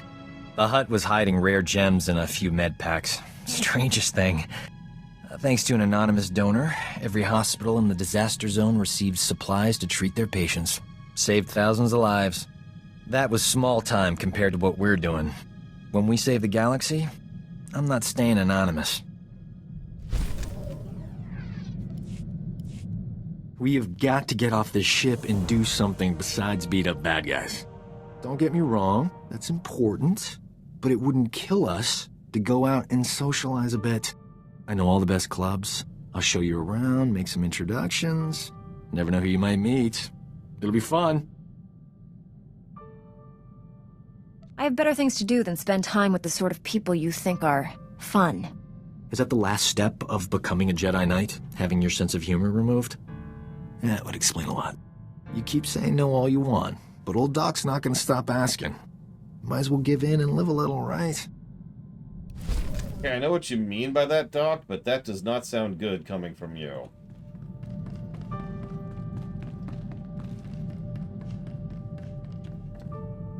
Let's talk to the other creepy guy. I mean, and by creepy, I mean terrible.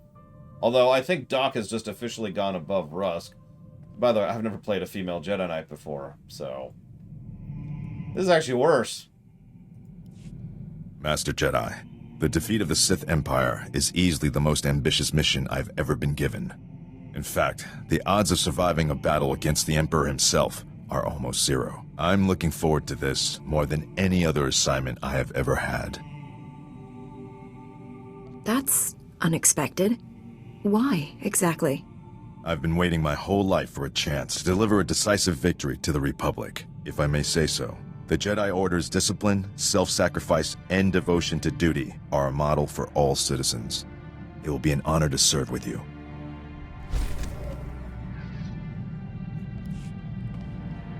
Well, by that, jeez Louise, that's a contrast side by side. Good lord. Okay, let's go do Kira's quest really quick.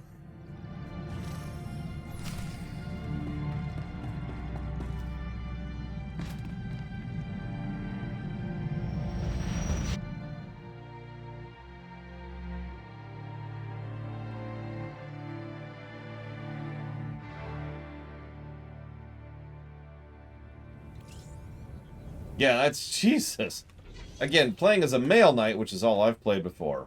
Rusk was the most irritating companion. Well, second most irritating. But Doc just lunged ahead of him. Good lord. It's the same problem we had with Corso, if you remember. We gave a negative just for Corso and the way he acts around a female smuggler. You remember that? Same problem.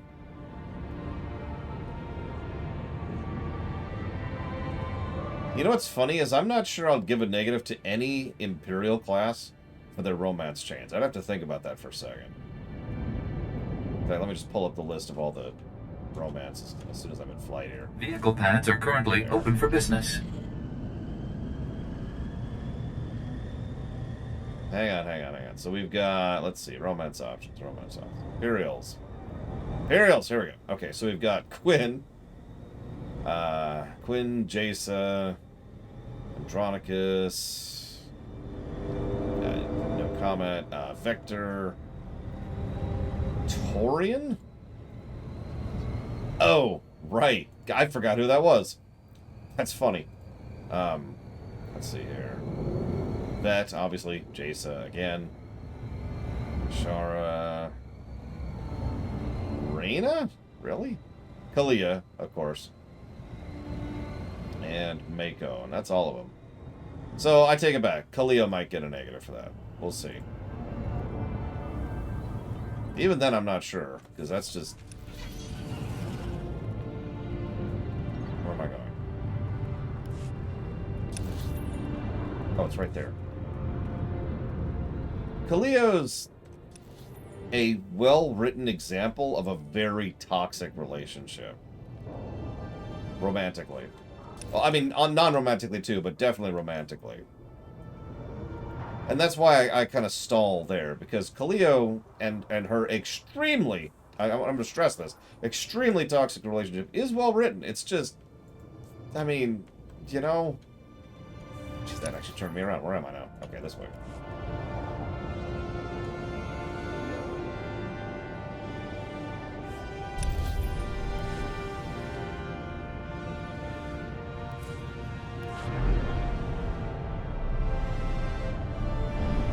Well, I'm pretty sure I write romance better than Doc.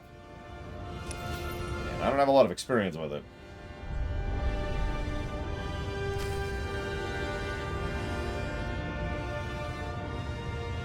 Oh, for God's sakes. Be careful. Master. Yeah, exactly, Blade Taval. Kalio is at least reasonably well written. She's just horrific. And honestly should probably die. Kira, you're here. And you're here. How's everyone holding up? Better now. Can't believe it's really you. A Jedi. You're so different. Kira's more than a Jedi. She's a hero. You must be Kira's master. It's an honor.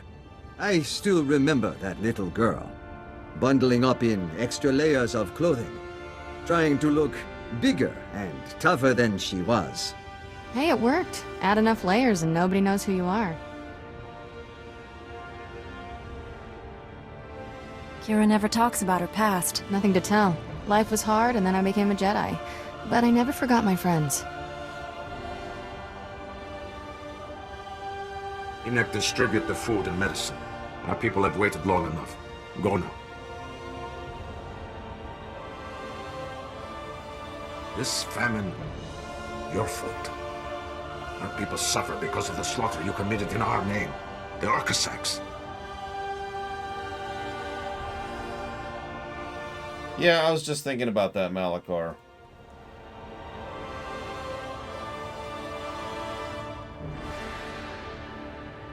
Who or what are the Urcasacs? A gang. Named themselves after a Huttese word for... you don't want to know. Urcasags were bad news. Made us their personal entertainment. Robbed, killed, and worse. For fun. I paid the gang a private visit. Asked them nicely to back off. Things got ugly. Gangsters died. You butchered the Urcasags. Made a public spectacle of their deaths and spread terror in our name. Everyone fears us. You say Kira is responsible for the food and medicine shortage. Why?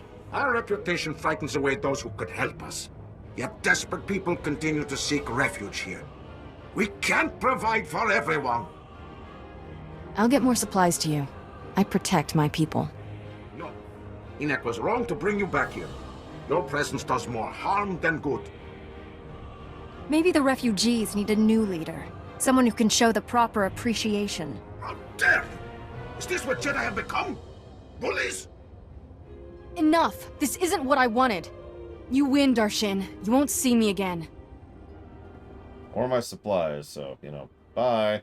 Everyone so excited you're here, Kira. They want to say thanks. Can you stay a while? There's a war on Enoch. Don't know when I'll be back. Take care of yourself, alright?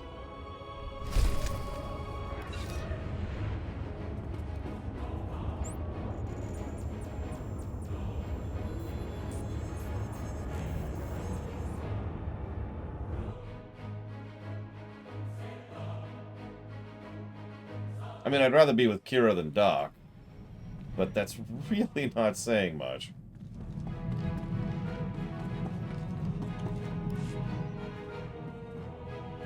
Funny trivia. That gang on Nar Shaddaa I wiped out, the Urkasags, tried to recruit me away from the refugees.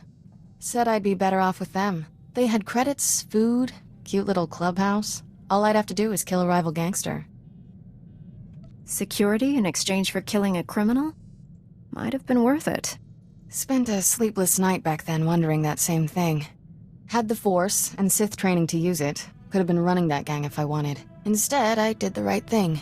Mostly. Violence is wrong, I get that. But my friends are safe because the other gangs are scared of ending up like the Urkasags. Killing. One of the dialogue options is killing is always wrong. Now, if you'll excuse me, I'm going to go massacre a few hundred more people on every planet. Jesus Christ. Your friends are safe for now, but that can change.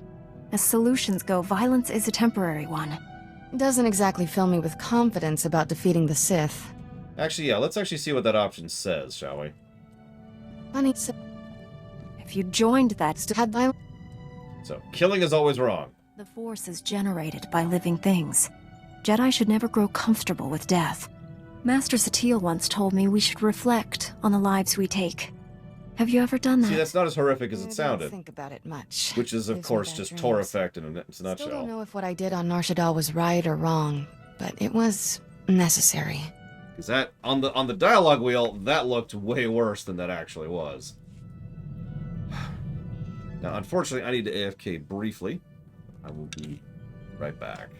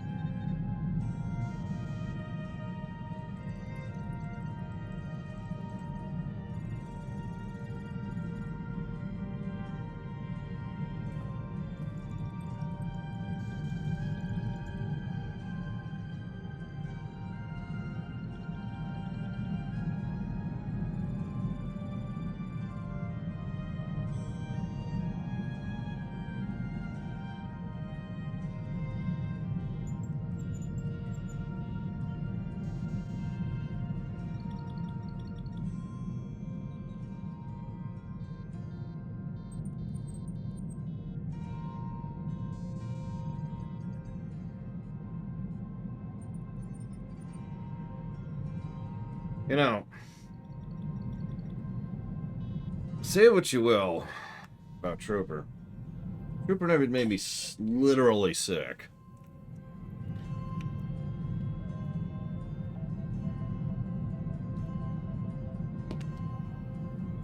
I bombed. Oh god, I did. By Shadow Machine. You thought I wouldn't notice. Little did you know that I know everything. Give me a second. You'll be pleased to know I remain the most advanced steward droid in the galaxy. If that ever changes. How many was that? That was 5. Thank you, Mr. Red.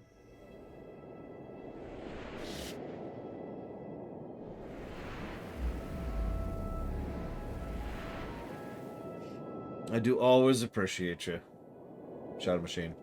Thank you very, very much for those subs. What did I say?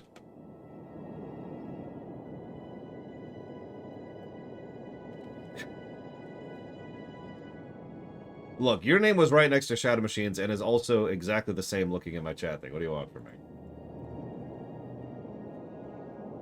But I meant Shadow Machine. Thought I said Shadow Machine. Whatever. Those are going towards Dawn of War 1. Oh my god, you're right, Melikor. Oh, hey, Pterodactyl. Hold on. Yeah, honestly, so, can I just be honest for a second? Can I just... I have said, truthfully, for years, that I was curious which would rate worse, Jedi Knight or Trooper. But then I went through Trooper and I was like, oh, Knight's not going to be anywhere close to this. Like, Knight's boring and kind of has its issues, but Trooper was just terabad, right? There's no way.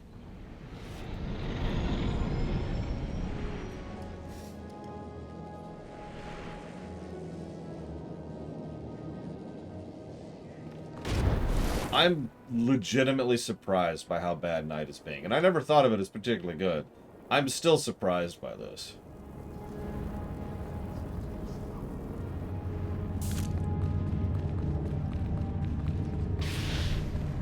You'll live.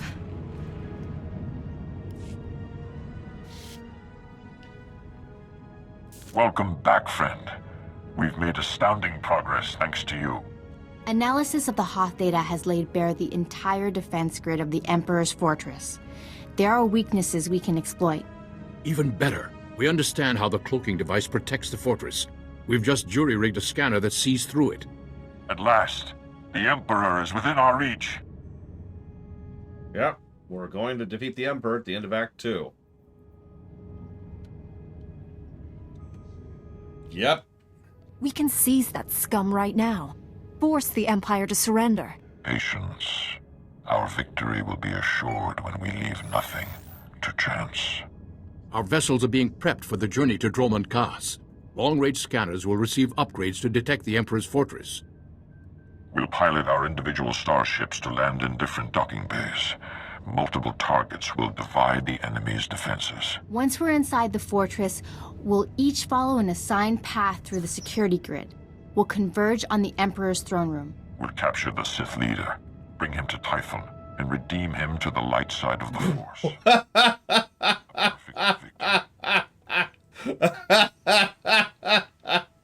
Okay. Okay.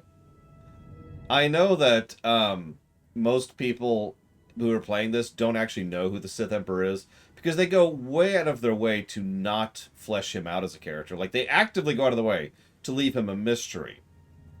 But for anybody who knows anything about the history of, you know, Darth Tenebrae, aka Vitiate, this, yeah.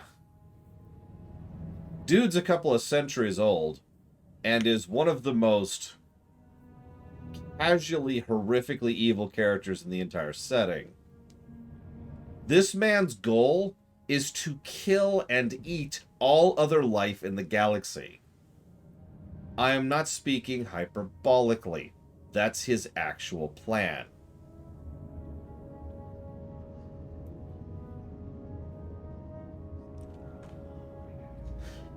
Capturing the Emperor will be hard enough. Turning him into an ally... Is it even possible? I convinced a member of the Dark Council. The Emperor will be no different. He's just another Sith. Defeating the Sith through violence accomplishes nothing.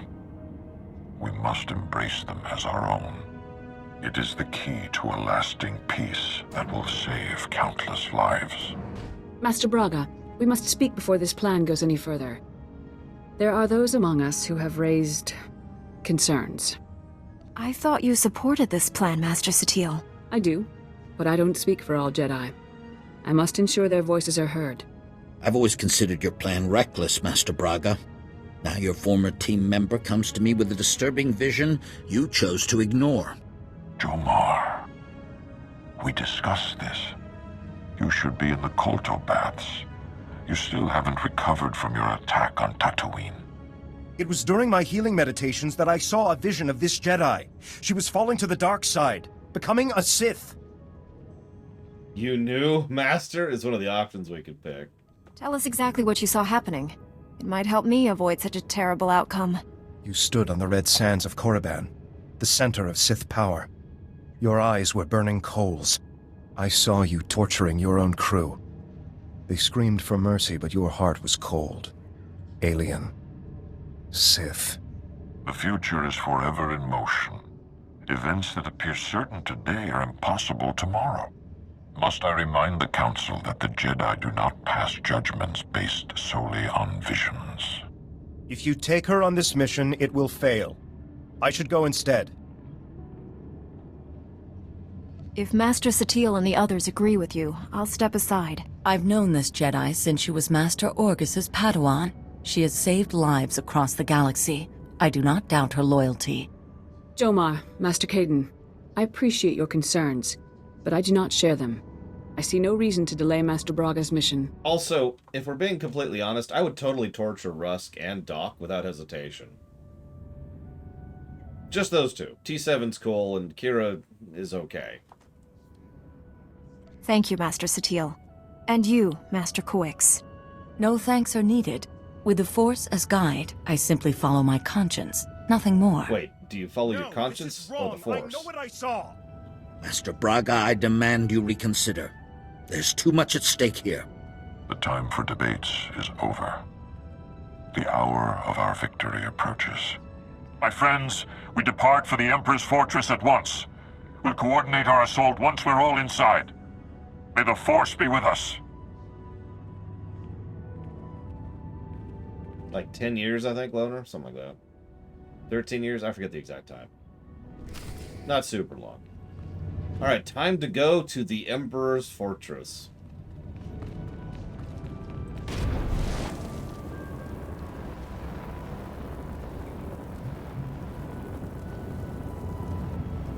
Yeah, where do you want me to pick y'all up? Unless you mean right. Oh, I can't. I can pick you up here, if some of you are here. So I won't go to the fleet, I'll go to the station.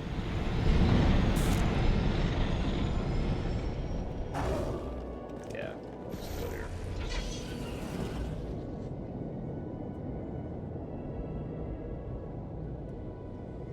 here. Yes, Trihexa, you are quite correct.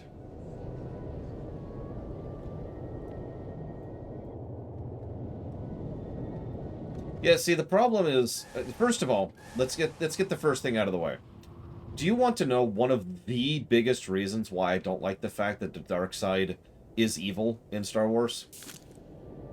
It's not because I don't like there being an evil force in fiction. Quite the contrary. Not only is that a good thing in many cases, but I myself have written the same thing.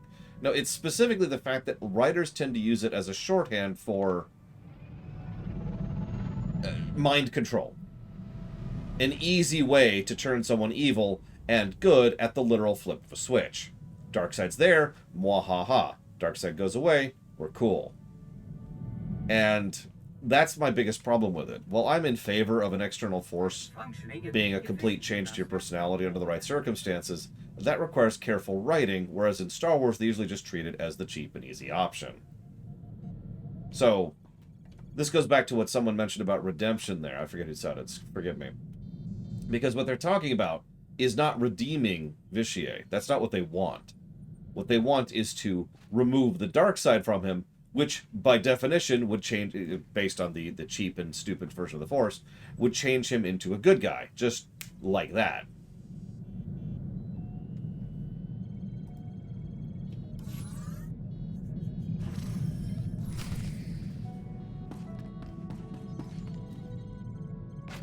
Oh, hang on, let me get the mission music going here. Final boss. Actually, I have a last dungeon playlist. We'll pull that up.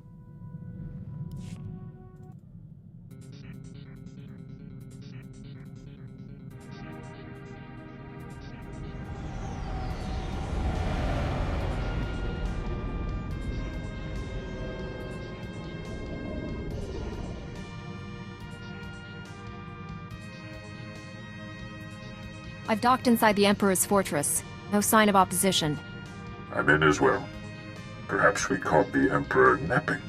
I took some cannon fire getting in, but my shields held up. The meteors detect enemy forces converging on my hangar. Looks like I drew the short straw. Everyone disembark. Follow your routes to the objective. No surrender, no retreat. Remember the Fallen, and do not fail them. I'll see you in the throne room. May the Force protect us all. Master Braga, out. I mean... I can feel him. He's waiting. He'd be laughing if he still knew how. Who's laughing? I don't hear anything. The Emperor isn't afraid. He's just quiet. Still. All he feels is cold rage. Anger is born from fear. The Emperor knows his That's time not is true. up. We'll be all right. The Emperor is the strongest Sith alive. Stronger than any of us. We shouldn't have come. This is a trap. I've had enough of you. You'll be safe on the ship. I'll take one of the others. This isn't about me. We're all at risk. The docking bay sealed shut behind us. Retreat is not an option. I'll go with you. Emperor equals unable to influence T7. Jedi plus T7 equals perfect team. Remember that for later. Maybe I should stay and look after Kira. Poor kid. Look at her shaking. No offense, my little friend, but you're easier to fix if you get hurt. Droids equal more resilient than organic life. T7 equals Jedi best bet. Further delay equals mission failure. Time to act equals now. Then can we go?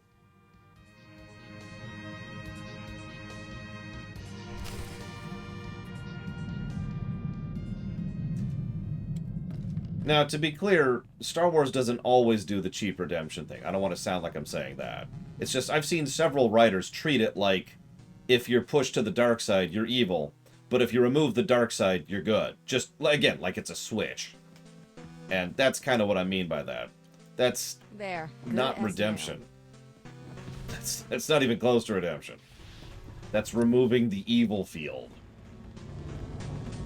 I've said it before and I've said it again. Redemption is not for everyone.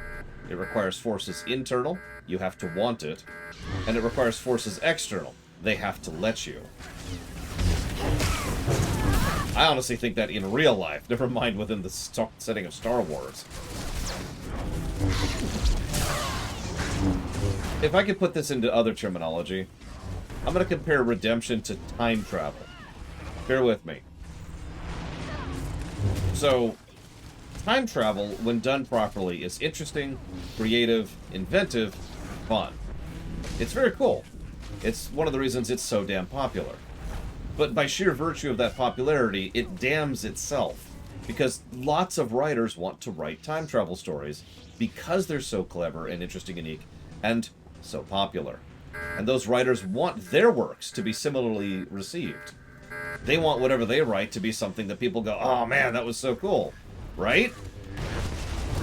Most writers tend to think such things. I am no exception to that. But you just... Okay, there they go. Here's the catch. A good time travel story is very hard to write. And most writers either don't have the time, don't have the inclination, or, to be blunt, don't have the skill. So they just write bad time travel. And here we are. That's the relevance to redemption, because it's the exact same problem. Everybody loves a good redemption story. I know that's not literally true, but you know what I mean. Everybody loves a good time travel story. So they want to have their redemption story, and they either can't or won't put the work and effort that requires into it. Endgame's time travel is total nonsense. There, good as new. It came close to actually following its own rules, and then subverted them just for a cheap camera trick. Yeah, it's another good example, Kira White Noise. Everybody wants to write the big epic of Lord of the Rings, and don't understand the amount of time and effort Tolkien put into that. This is the same Emperor that Revan and Malak met, yes. The one that blanketed Revan in Darkseid, which, you know, there we are.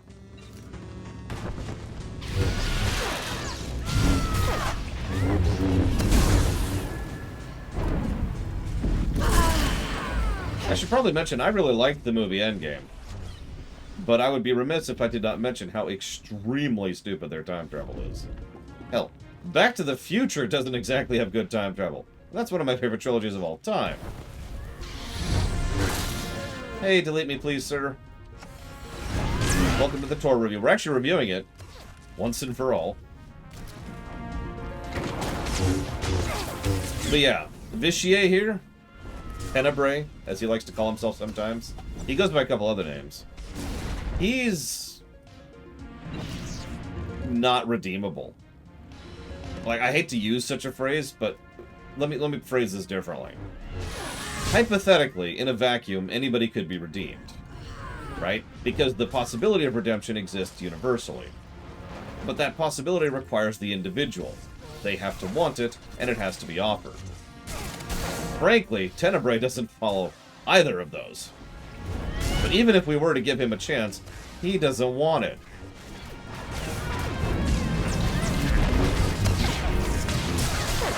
This is this is one of the most horrifically evil characters in the entire setting, and the most horrifically powerful. I know that's bad writing that makes it that way, but it's still true. You'll live. This is someone who is so ludicrously glutted on Darkseid energy, he is arguably not even a freaking human anymore.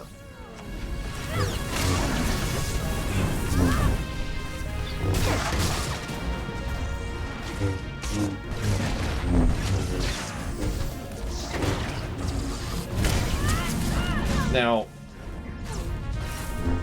the only positive thing I could say about this, which I'm not going to, but if in the interest of discussing all layers of this whole problem we're walking into here, it is possible that the Jedi are legitimately sufficiently ignorant of, you know, the Emperor, that they think he's just like any other Sith, and they don't realize what he is. Now, does that diminish how terrible this whole story arc is? No, it's still badly written drivel. But I could see how this... That guy's neck muscles are super strong, especially considering he's already dead.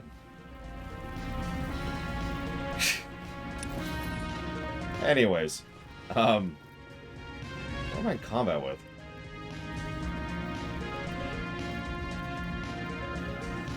And where's Okano? Okay, whatever. Moving on. The point I was trying to make is that with good writing, I can see how this would work. I don't think it does, but I can see the bones of the story arc that Drew was probably going for here. This is the establish the villain moment. Right? We need to establish who and what the Sith Emperor is. So in ignorance, we send the Jedi Masters after him, and he bodies them, which is what's going to happen. I don't even remember.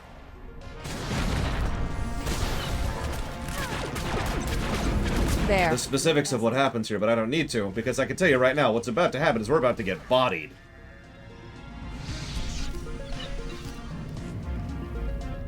Now,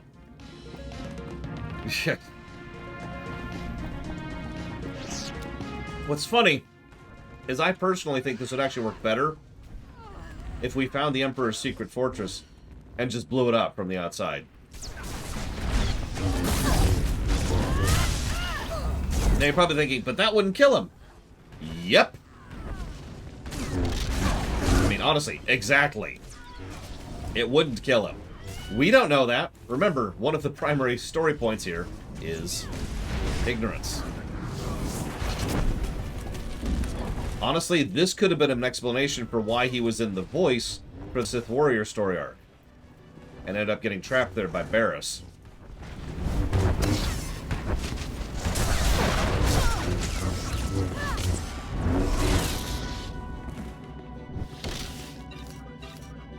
And yeah, I know. He can split himself out. Oh, hey, it's Scourge.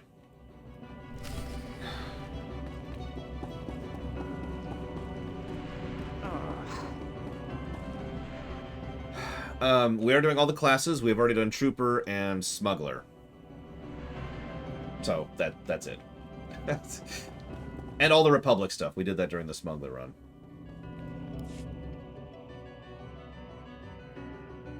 Hi, Scourge. What's up? You violate the Emperor's sanctum. There is only one punishment. Lay down your weapons. I'm taking both of you in. There will be no mercies here. Your friends did not survive. You fight alone. Not alone. The Force is with us. Oh my god. By my master's command, you must die. By the way, there's Vitier up there. He's literally just called the Emperor right now. I'd say nice throne, but honestly his throne kind of sucks. Look at it. It's kind of hovering up there in a... It's kind of dull, actually. And he looks really generic, but that's neither here nor there. Oh, hi, Scourge. What's up? Well, time to kill Scourge.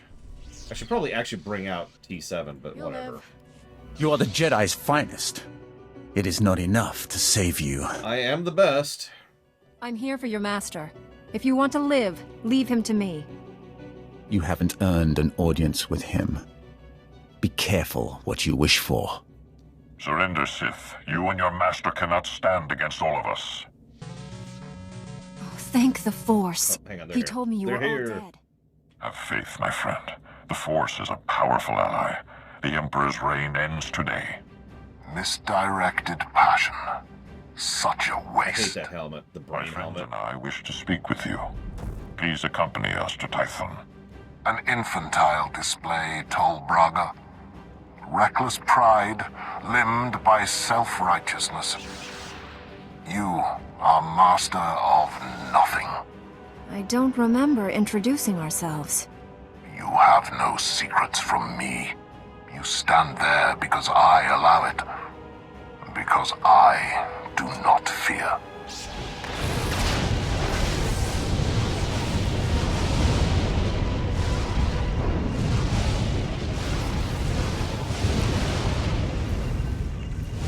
Fight back. We can resist him.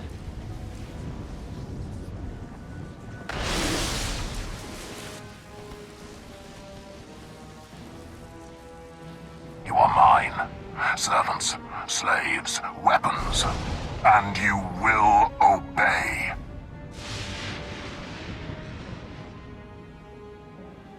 Okay.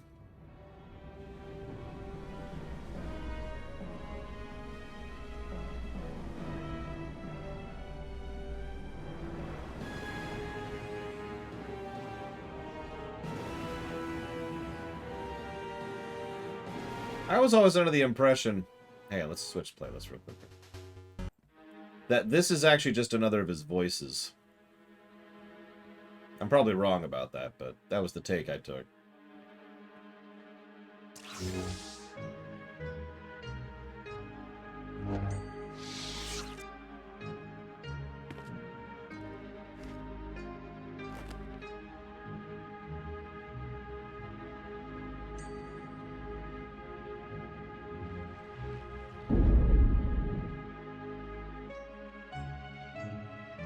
What's funny is the first time you see the Emperor's face, it's actually really disappointing.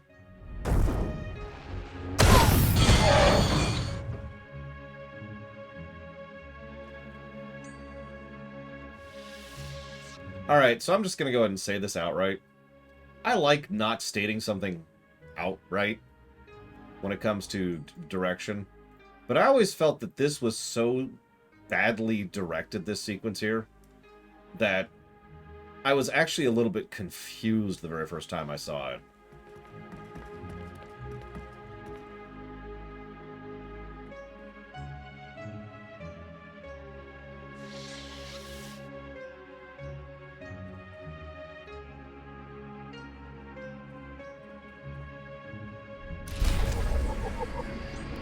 Oh, well.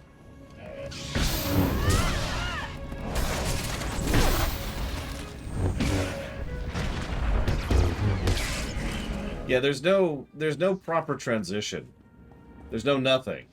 In fact, I can't believe I'm saying this, but Star Trek Online, a game that has terrible cutscenes because of being a free-to-play, cheap-ass MMO, does this exact concept better. I'm not going to go into specifics because spoilers, but, you know, if you remember STO, you know the scene I'm talking about. It's the Romulan thing. That was a much better done example of this exact same concept.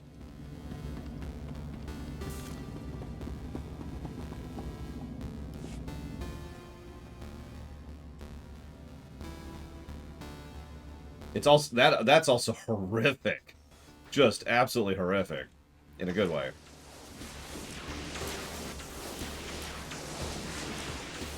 Don't let him win. Free yourself. Jesus, Orgus, just go away. You're stronger than his influence. Fight. That's right, I am stronger than the Emperor. Master Orgus. No, really. What happened? The Emperor clouded your mind in darkness. Made you do terrible things. You've been the Emperor's pawn a long time, but you're finally free. A long time? Wow, how long has it been?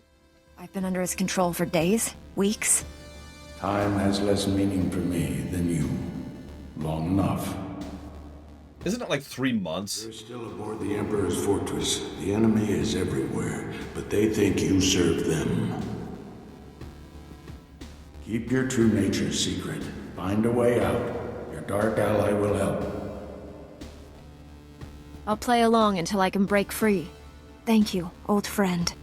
The Force is with you again. Be strong.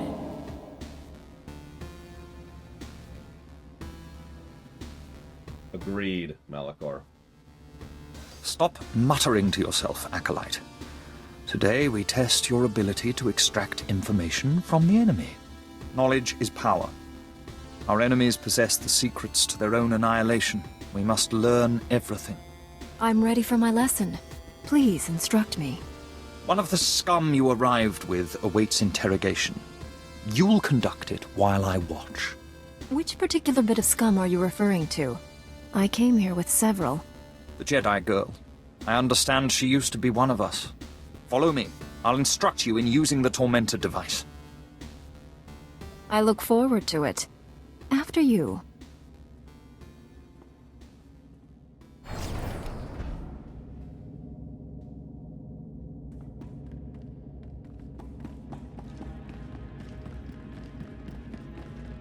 I do like torturing Doc. I should have brought Doc. I could have tortured him. Damn it! So close. I even thought about swapping to Doc. Let's begin. It's a simple device. 3 inducement settings, each inflicting greater pain on the subject. The Tormentor monitors the subject's vital signs, stopping just short of delivering lethal damage. Still quite agonizing, however. I know you're still in there. You're not one of them. If I beat him, you can too. Proceed with the lowest inducement setting. Get your subject focused. Bad news, Overseer. I don't work for the Emperor anymore. And neither do you. That's a dark side choice? I know, Jedi Knight.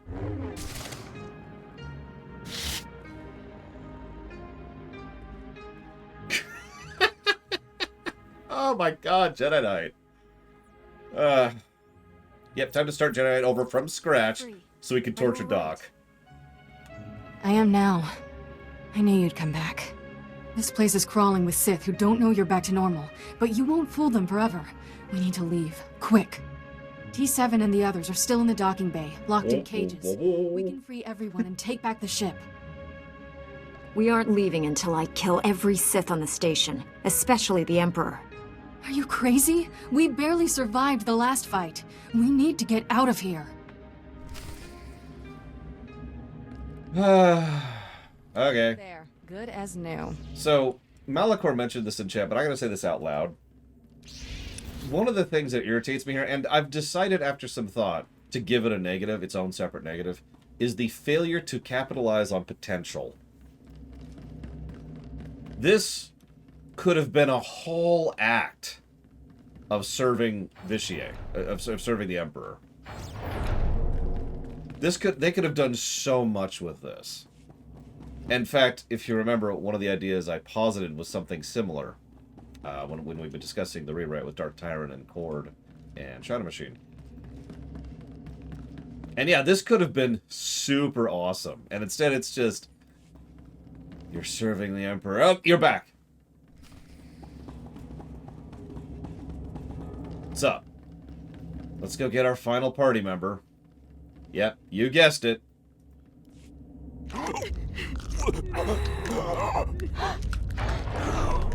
Step away from my ship. We're leaving. If I wished to fight, I would not have freed your crew. Or killed these guards. Alright. We need to talk about Scourge. More guards will come. Shall we go before they arrive?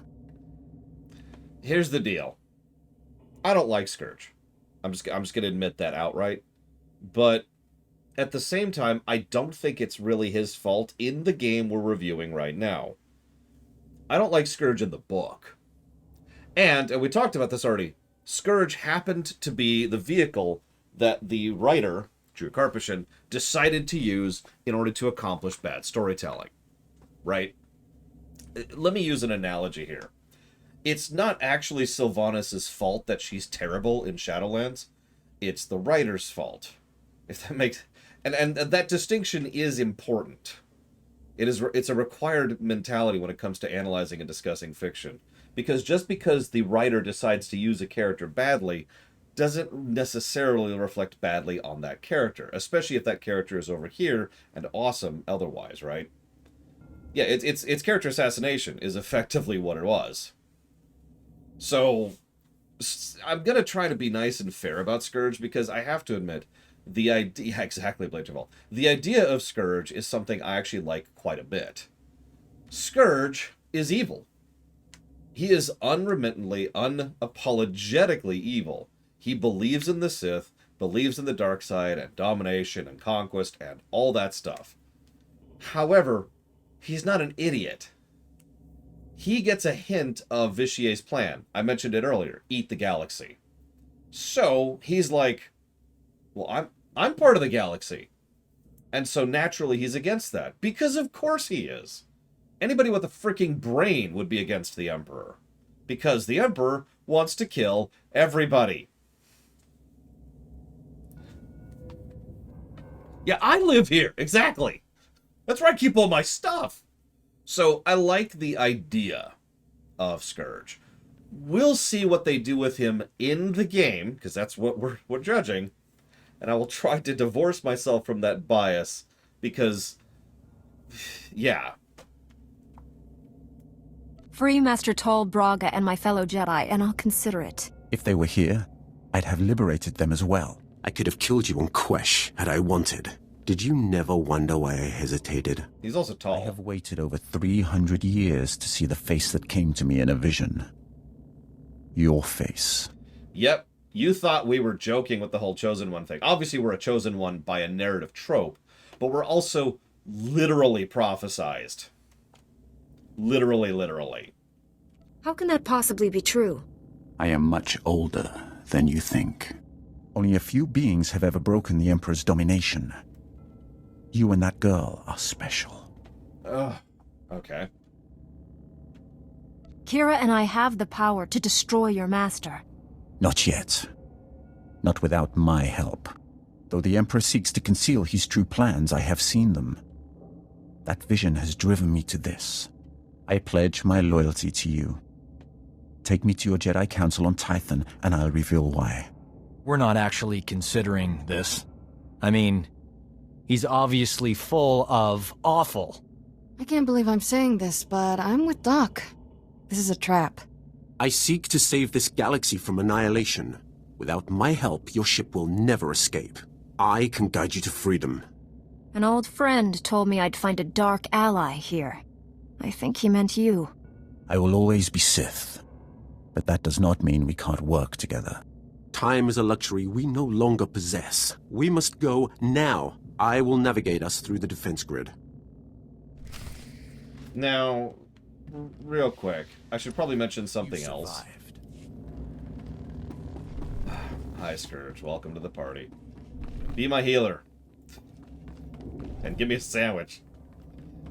You remember how I just gave a whole speech about how writers like doing time travel and redemption stories, but usually don't like putting the actual work and effort those require to be good? Well, there's another story that's actually in the exact same category. The enemies join up against a greater foe concept, which, if you're paying attention, is done constantly in fiction. So that is yet another difficult to pull off narrative trope, which the Jedi Knight storyline is trying to do. I'm not exactly entirely sure if it's going to earn it. We will see. But yeah, it's actually really common in Star Wars. But then again, it's common in everything.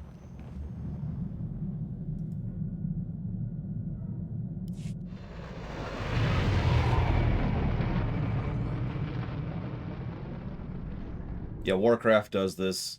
Honestly, Warcraft doesn't do this enough, if I can be completely blunt.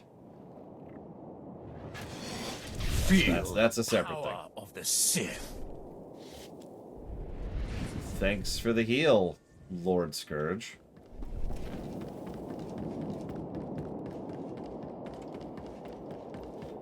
Anyways, oh god, it's Belsavis next, isn't it?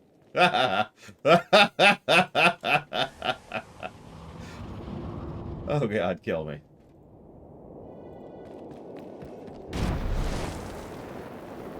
Yep, Scourge is actually our final companion for the Jedi Knight.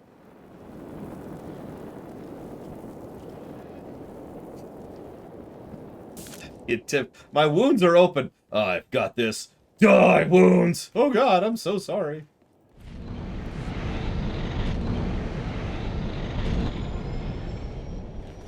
Yeah, it's funny. Rusk so far has been mostly whatever, except for his thing. Doc is even worse than I remembered. And now I gotta keep Scourge around because...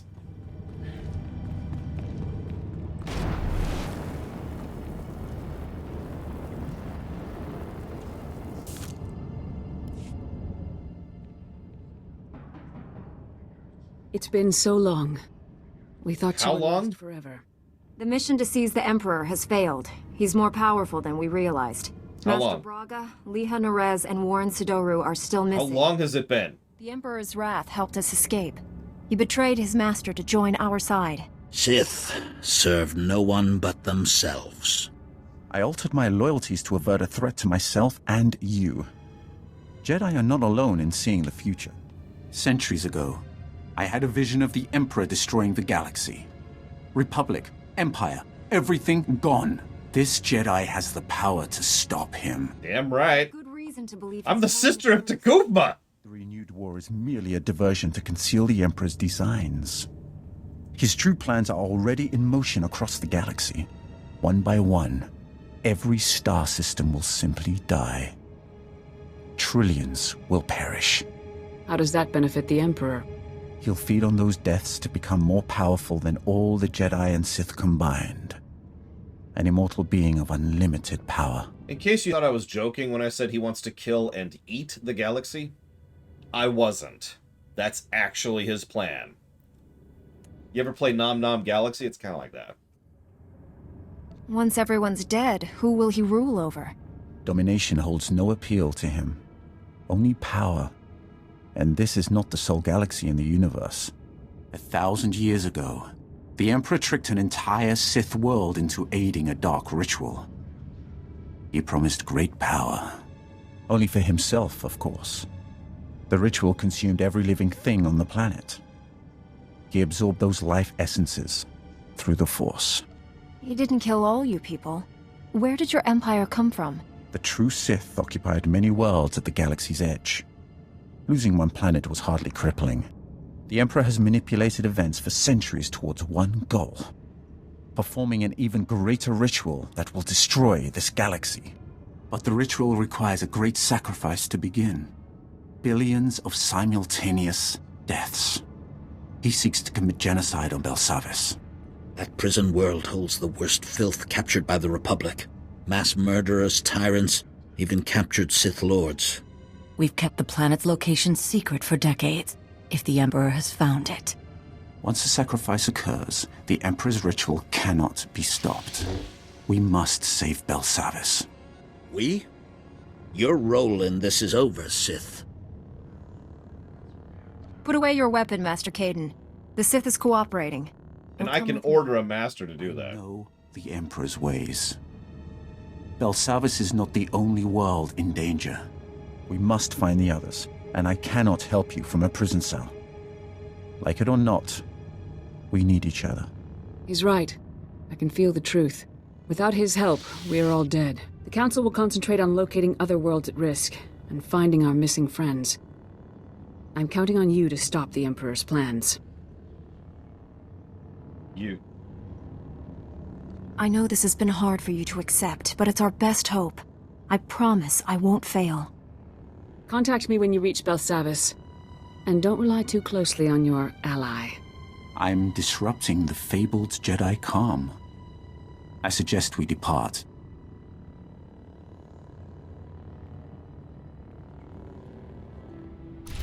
Oh, they don't do it quite as bad to Koida, but they totally do that. Know that I must know your knowing. You will know my knowing is known. Know this. I'm still more light than dark. Barely. Probably Star Wars. Remember, Palpatine's overall goal in the AU is the same thing as Vitia's, except even more so. He wanted to be God. Let's just call it what it is. He wanted to have total and absolute control over everything. Whereas Vitiate just wants to eat everything. Let me be very clear, by the way. I heap disdain upon Vitiate because he's a bad character in vanilla. We'll see what we think of him going forwards, but the man is a poor man's nihilist combined with a poor man's Palpatine. It's just... Let me say this very blankly, because it's easy to explain.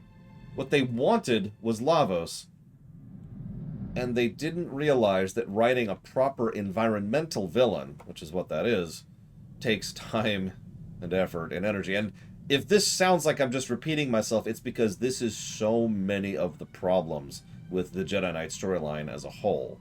And the Jedi Knight storyline being so central is one of the reasons why it keeps influencing other aspects of the storytelling. Like the main villain, the Emperor.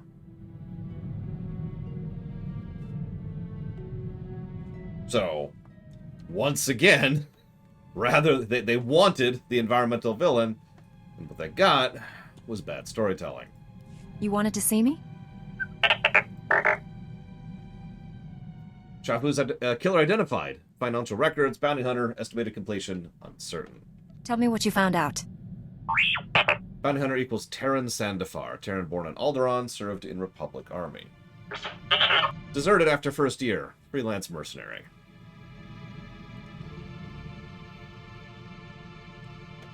Being a mercenary pays a lot better than being a soldier. Republic soldiers equal heroes. Bounty hunters equal scum. Hey! T7 equals analyzing implications of Ekhorn's list. Spies on list equals helped Empire attack on Coruscant.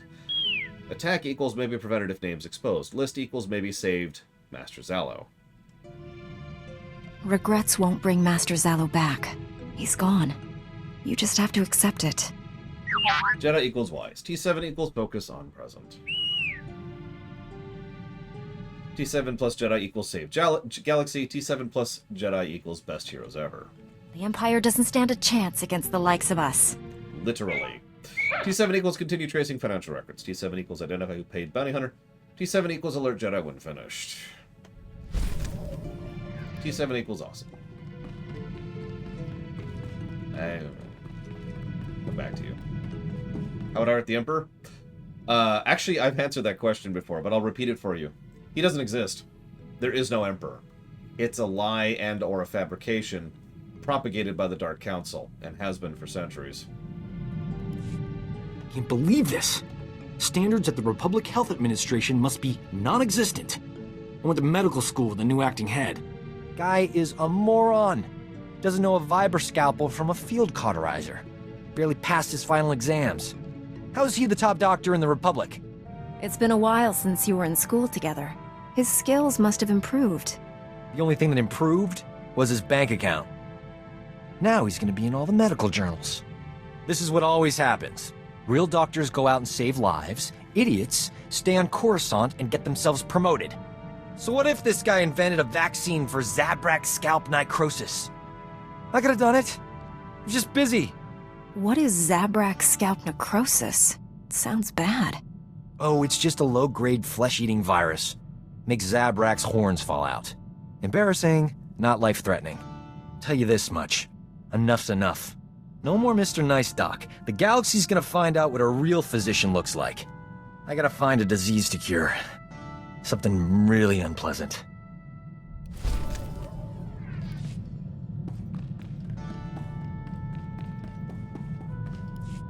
I thank you for your trust, Jedi. I might not have given mine so freely were our positions reversed. Until the Emperor's death, we are allies, not friends. Agreed. As I told your council, the Emperor's plan is not to rule the galaxy, but to consume it. I've devoted centuries to stopping him. For a time, I worked with the greatest of your Jedi heroes, Revan and the Jedi Exile. But they did not have the strength to complete their task. That's right. Revan and the Exile, who is arguably more personally powerful than Revan, couldn't stand against the Emperor. He's just that good.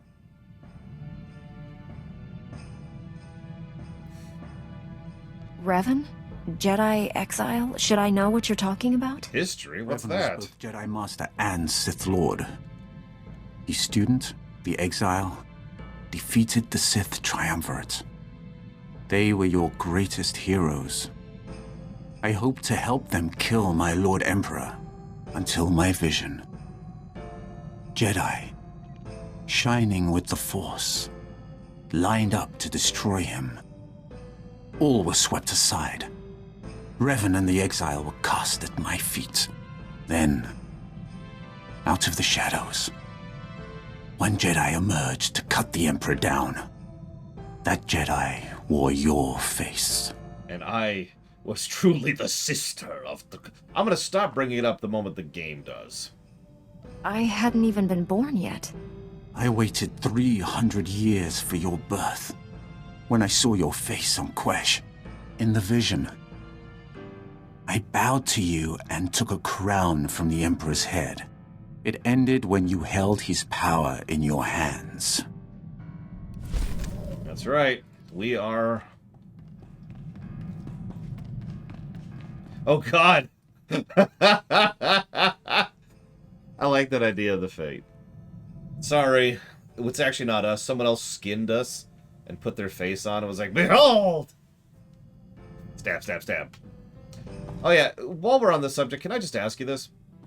It's been 300 years. What has prevented the Sith Emperor from accomplishing his objective in the last 3 centuries?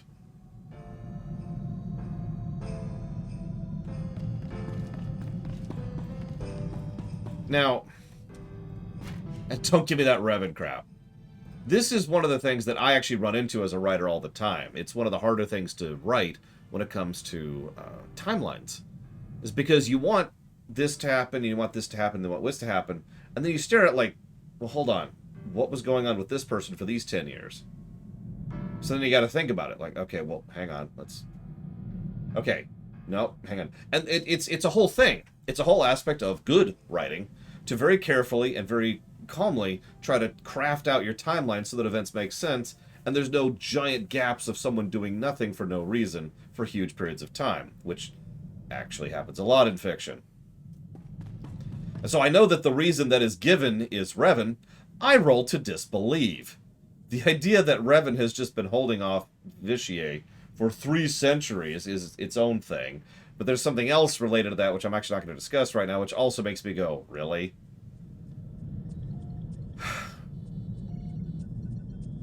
But anyways, yeah, it's the Thanos problem, except worse.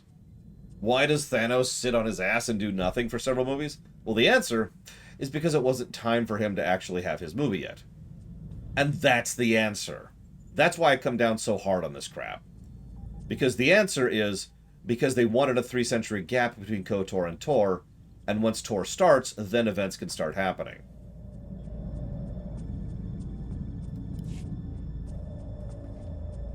Want to hear something crazy? I've done more fighting as a Jedi than during my entire Sith training. Jedi always win because Sith don't practice enough. Case closed. More like Jedi don't have to worry about getting stabbed in the back by their peers. Well, usually. Not easy playing backup to the greatest Jedi warrior in the galaxy. Won't even pretend we'll ever be equals, but I've got some new moves to try out next time we're in a fight. Don't surprise me with anything. What kind of stunts are you planning? Just taking a few pages from your flashy playbook. Promise not to upstage you. Not what I meant by that dialogue option at all, but, you know, whatever. I'll accept it. Alright. Belsavis. Oh, dear God. Belsavis. So we've already went after the Emperor in Act 2. What do you think is going to be the overall goal of Act 3?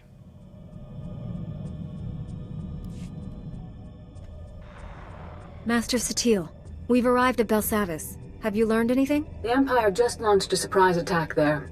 Dangerous prisoners are free from their cells to wreak havoc down on the surface. A mere diversion. The Emperor has only one true goal: the annihilation of all life on this world. Wiping out an entire planet isn't easy. We don't know I know how you the say Empire that. intends to destroy all life on Belsavis. We do have one lead. Intelligence indicates a high-ranking Imperial named Executor Kranis recently arrived on world. Kranis is a pure-blooded Sith, fanatically loyal to the Emperor. Whatever the plan is, he's the one tasked with carrying it out. He can't carry out the plan if he's dead. Anna Tabord, a member of our order, is already on the surface looking for Kranis. She'll help you find the Executor, but she isn't strong enough to stop him. That task falls on you. If these are the most dangerous criminals in the galaxy, should we just leave them on the loose? If the Emperor succeeds in his ritual, all life in the galaxy will be extinguished. What your companion says is true. But Jedi do not turn their backs on those in need. Do not endanger your mission, but do what you can to help the Republic restore order. Go to the planet's surface and meet Anna at the coordinates I'm sending you now. May the Force be with you.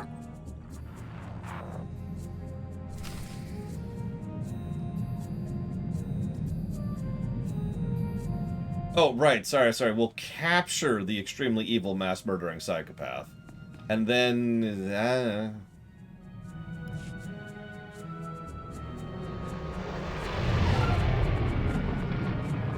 we'll figure something out.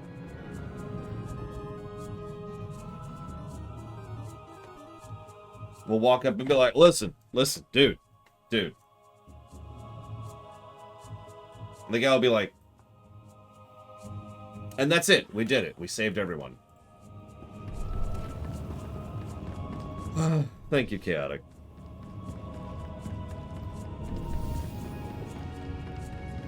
Always appreciate that support. I'm glad you're liking the Tor one, really. I think these have been going pretty well, all things told, especially compared to our last 2 attempts.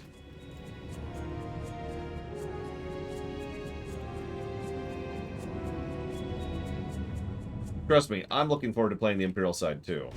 A lot. Just, oh my god, get me out of here. Well, the first time we quit before the point at which we're already at, Mike Kamano. Then we just did Agent and called it good. Feel the power of the Sith. Well, we'll hit the Imperial side this week, no question. only question is, how long will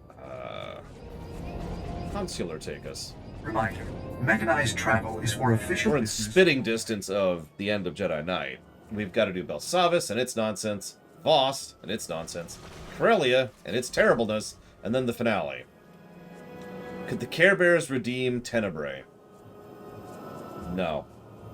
Everything I know about Tenebrae and Vitier and all the other names he has is that that's not someone who could ever be redeemed. And again, there's a power in that, narratively speaking. Some characters, from an out-of-character perspective, some characters shouldn't be redeemed. From an in-character perspective, some characters can't be redeemed. And I actually think Vitier follows under both. Hi, Morganite. Still no, Chaotic Danny. Whoa, hold on. You're the Jedi who was supposed to meet Enna, right? I know what this looks like, but I told her to wait for you. She wanted to go outside, scout the area. I warned her if the Imperials didn't get her, the escaped convicts would. Enna didn't listen. I thought you'd show a little more emotion over the death of your friend. Hey, I barely know her. I just work here. Name's Pac Taldine. Enna heard I know Belsavis better than anyone, and asked me to help her. I had no idea what I was signing up for. Now I just want to get out of this alive. Jedi aren't easy to kill. What happened to Enna? She crawled back from her scouting mission, wounded and barely alive. Said she escaped from an Imperial patrol. I tried to help her, but I'm not a medtech. She told me everything she learned out there, right up to her last breath. None of it was good news. I'm looking for an Imperial officer. A red-skinned Sith? Enna told me the Imperials are entrenched by the main reactor. They were taking orders from a pureblood Sith. They have heavy weapons and a ray shield protecting their position. Nobody's moving them from that reactor anytime soon. Why are the Imperials so determined to hold that position? The reactor controls the security gates. The Imperials are sending troops deeper into the prison and making it impossible for us to follow them. You'll never get past the Imperial shields before their heavy weapons mow you down. We need a plan. What if we take out the shields? If you overload the energy relays feeding the sector's power grid, you could knock down that ray shield. We've got ion charges here. We could plant one at each power relay, detonate them simultaneously, and short out the Imperial defenses. Give me the ion charges. Keep an eye on Enna's remains. See they're treated with respect. Contact me when all the charges are in place. I'll detonate them from this control room. Good luck. And watch your back. Oh, and by the way, someone asked if MLP could redeem this dude. Remember, MLP couldn't even redeem Chrysalis, and she is much less bad than Tenebrae.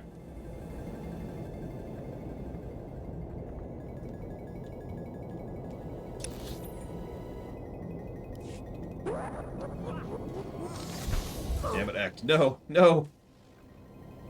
Just for that, I'm gonna have delicious leftover spaghetti for lunch. Which I'm actually looking forward to because it's really good.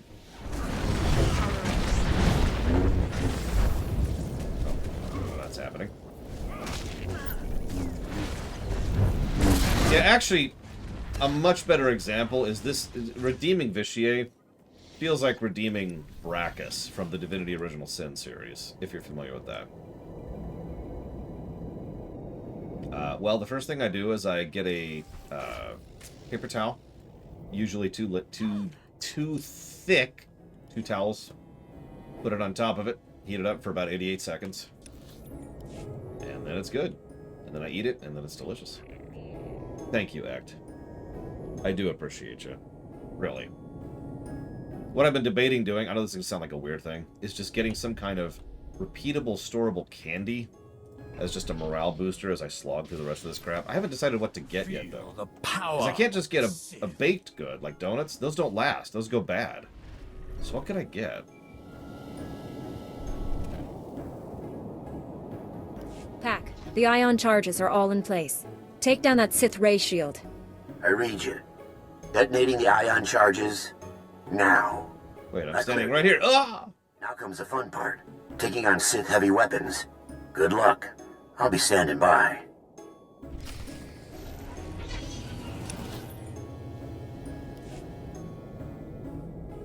The The most evil villain in MLP? Chrysalis. Pretty much 100%. She is as bad as it gets.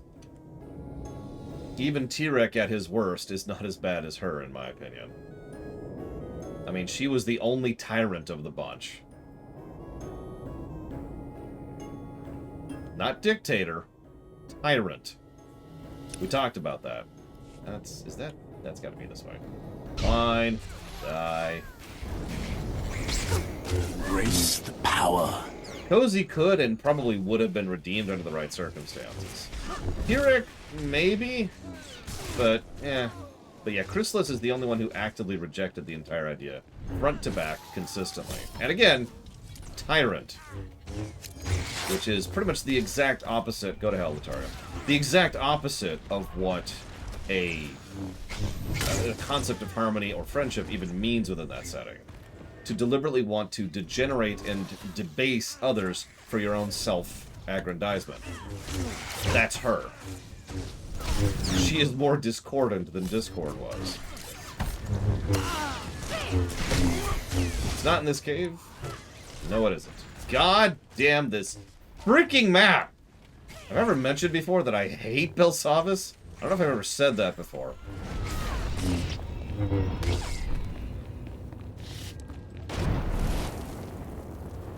Chocolate? I mean, chocolate's okay, but ignore the fact that it hurts my throat. It's, oh, Jesus Christ, it's way up there? Why? Why would you design the planet like that? Don't answer that. I know exactly why they did it that way.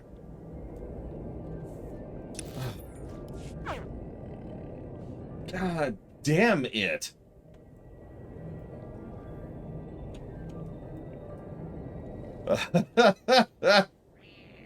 Yes, that's right. BioWare or evil.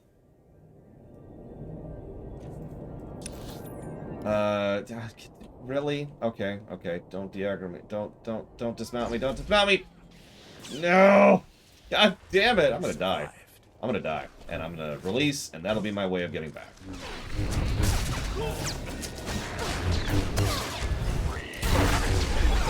Like, ding! Which is gonna prevent me from dying.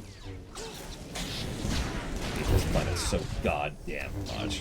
It's okay. I say the exact same thing about Corellia. And I will. Again. I don't even remember what Bounty Hunter's doing here.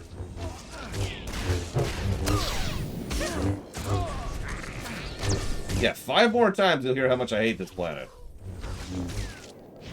Sorry. This BioWare has never made a good game. Oh, that's right, Megascope.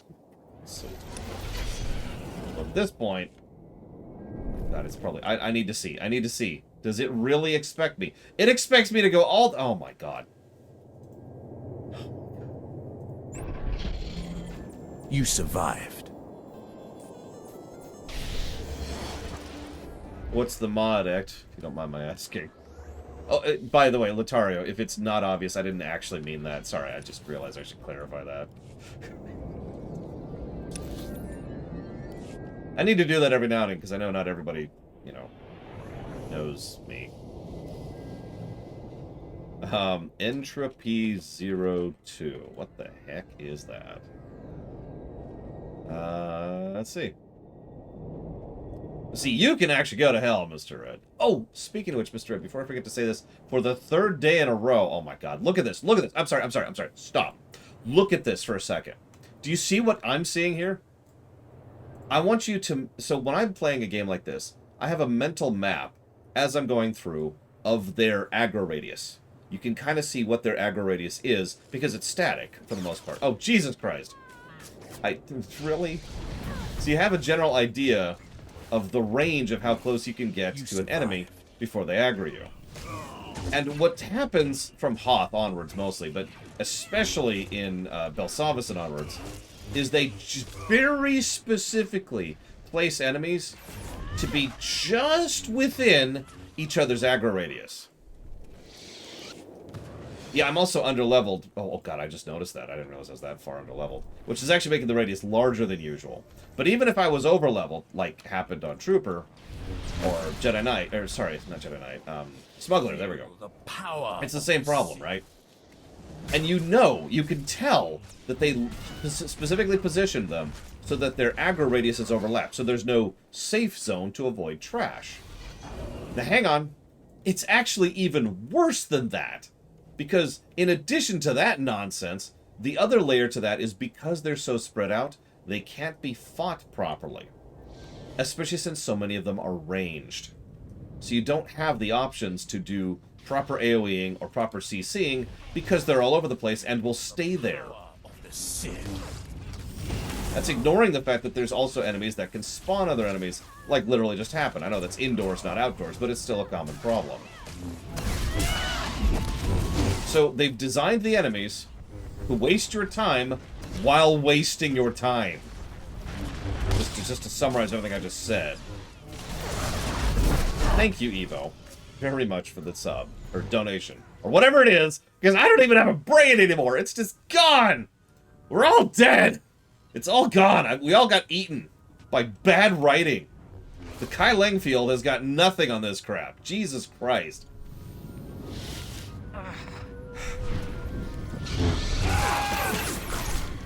Now, that's just mean what just happened there. Did you pay attention to that? Did you pay attention to that? Oh my god. Okay, let's just talk this out for a second before I really go back to that donation. So, you look at the room, there's a small pack of low-level mobs and then a small pack of low-level mobs, or you can go that route, which is the elite. I choose the low levels, or the non-elite. Naturally, the moment I aggro the non-elite, they spawn an elite! Like that! Right there! Right there! He literally just walks out of the air! Hi.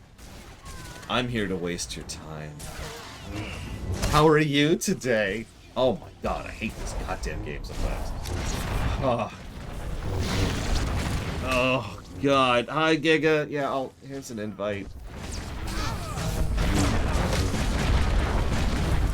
That's actually worse, Shadow Machine. That's actually more irritating. In fact, that's a good point. That's a good point. Thank you for bringing that up. Let's give the game 3 negatives for improper scaling design, shall we? Who's with me? Yeah, we're jumping straight to 3. I have seen games try to scale around this concept. In fact, we just reviewed one. Star Trek Online. Star Trek Online has a scaling approach to try and change the specific enemy ships and their formations and their quantity based on your party size. I've been expecting you.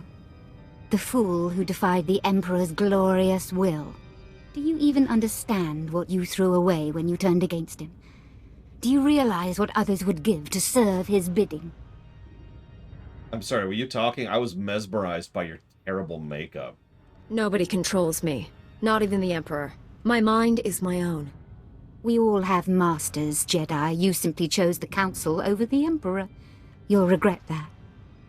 I suppose I should thank you. You might have become the Emperor's right hand, usurped my lover's rightful place. Sorry. Colonel Harith, status report. The reactor is offline and this area is sealed, Executor. The Jedi is here. Our distraction worked perfectly. As soon as I'm done killing Colonel Harith, you're next. You don't understand. We do not fear death, we embrace it. Soon all life on this world will be destroyed. You, me, Kranos, all of us sacrifice for the Emperor's glory. He will become immortal, all-powerful.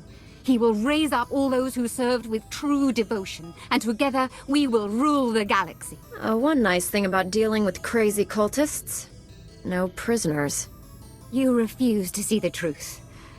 I don't have to defeat you, just slow you down. You've lost. We will meet again at the Emperor's side, my love. Let death take us all. Are you... like... okay, you know what? I don't even care.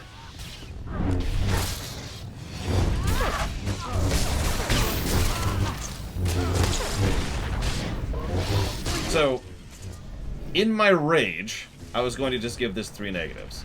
But then I realized, hold on. Is this as bad of scaling as Oblivion? Granted, different type of scaling, but is this as bad of scaling as Oblivion? Yes. Okay, now that we've actually thought that, regardless of rage and anger, we're good. 3 negatives it is. Admittedly, it really is a different type of scaling, and that's the problem. But I don't have another word for it, so what do you want from me? The overwhelming majority of Sith and Imperials have no idea that this is the plan. In fact, it's actually a plot point that Scourge knows about this and kind of sets into motion all the events of the series. So, thanks for that, Scourge. You are the hero of the entire franchise. Let's get this up and running again. Thank you for slaying Colonel Harith. Her death at your hand has surely marked her as one of the chosen. She will receive a place of honor when the Emperor grants us eternal life. Doesn't work that way. She's not coming back to life. That doesn't happen. I may not feel the Force as you do, Jedi, but I know its power transcends death. The spirits of ancient Sith linger in their tombs. Dead Jedi Masters guide their former Padawans. I've heard the tales. I know the truth. This delay has cost you. Now you cannot stop what is to come. The Emperor's will is inevitable.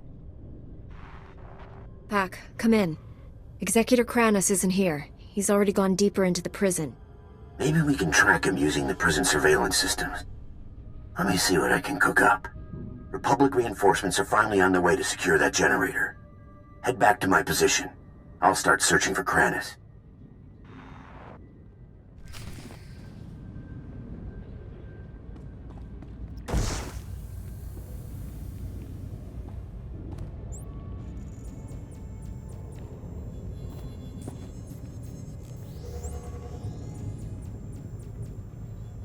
Yes, kind of. No, not at all, Mr. Red. So for 3 days in a row, I've been wanting to say thank you. Because the work you have already done on the audit for FF14 specifically is something I have already used to good effect for the review of Tor. I don't know, I just wanted you to know that the work you've been putting in is not just something I appreciate, but something I tactilely, tangibly am actually using for the review I'm currently going through. So I appreciate it. Thank you. I'm picking up lots of chatter on the comm network. Here, listen to this. Alert! Alert! This is Dr. Gantrell. Our sector is overrun. We've taken refuge inside one of the unused containment vaults. This is the only distress call we can send. Can't risk those blood-skinned fiends tracking our signal. Dr. Gantrell, out!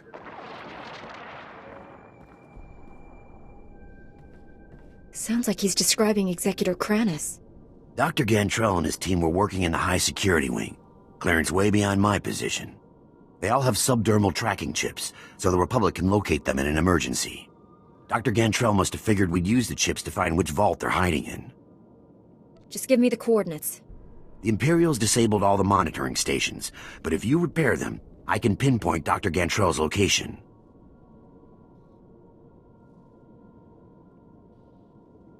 If Kranis already found him, Dr. Gantrell is probably dead. We still don't know the Imperials plan to destroy Belsavas, but there must be a reason he's after Dr. Gantrell. Call me when you get the monitoring stations up and running. I'll use them to locate the doctor. Embrace the power. Yeah.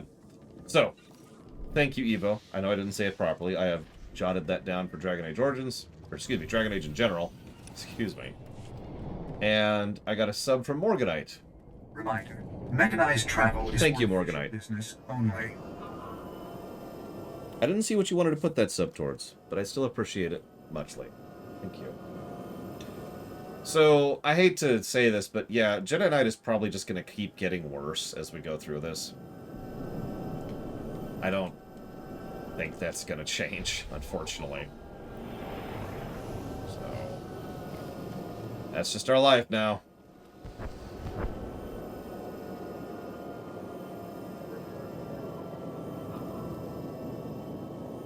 We'll wait until we go beat the Emperor. Because you know that's where we're going, right? Like, you know that's where this is leading to.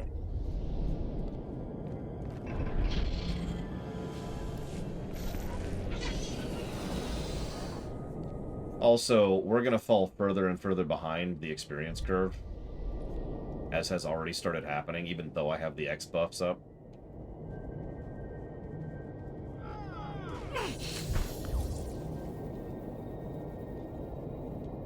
It's okay, we'll beat the Emperor one-on-one with a lightsaber.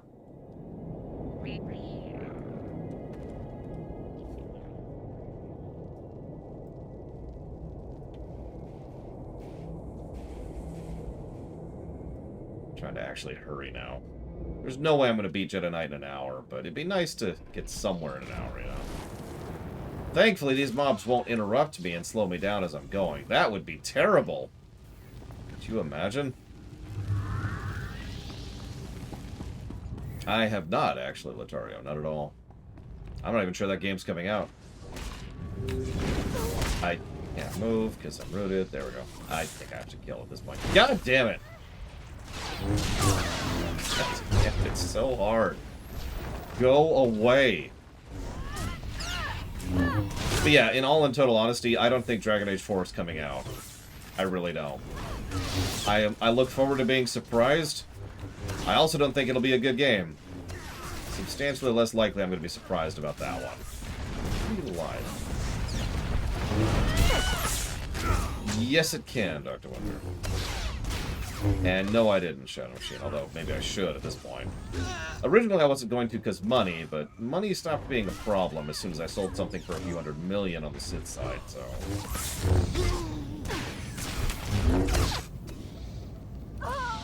Oh, I'm dead. Huh. Neat.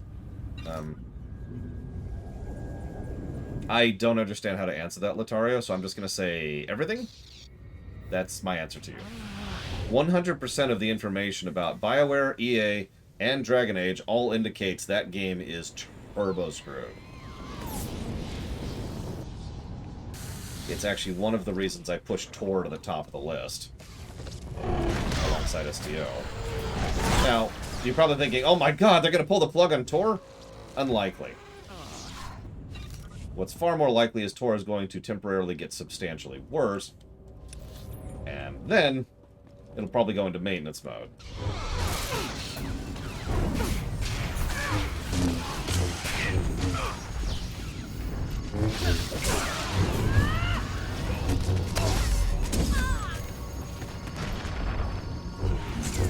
Now, Psychotic points out the obvious thing. Tor's still making money, which is the only reason Tor, BioWare, have been fine for years.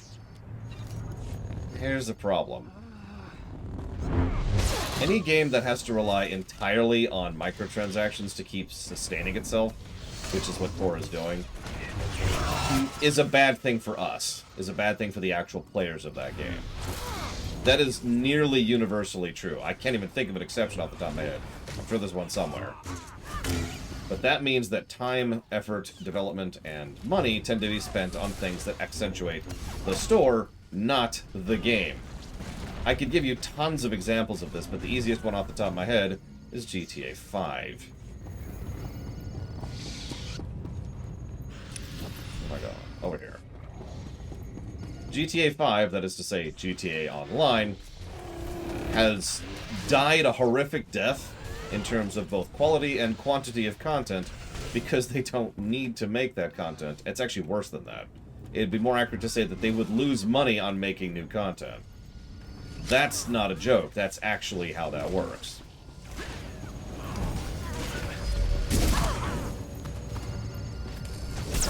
Jesus Christ, please. There we go.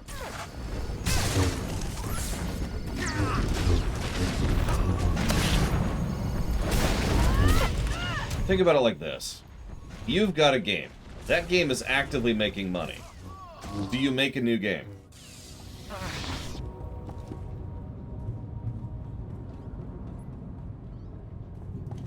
That's it? I came down here to hit a goddamn button?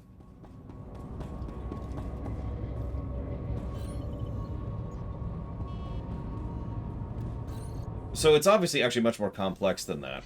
But think about it from the perspective of the investment people and the people who actually make the decisions, aka what I like to refer to as the money people. Oh my god, surely I can dodge these mobs as I try to go that way. Nope, I've already aggroed something, and I'm down. So much. If you... I'm just gonna ignore it. I'm just gonna ignore it. Nope, nope, nope, nope, nope. If you already have a game that is currently making money, still, even if it's off of whales, even if it's off of predatory practice, let's ignore morality for a second. Let's assume for a moment that you have a game that is currently active, that is currently making money. If you make a new game, what you do is you threaten the existing player base by threatening to invalidate the game that they've already spent money on, and to prevent them from spending existing money on.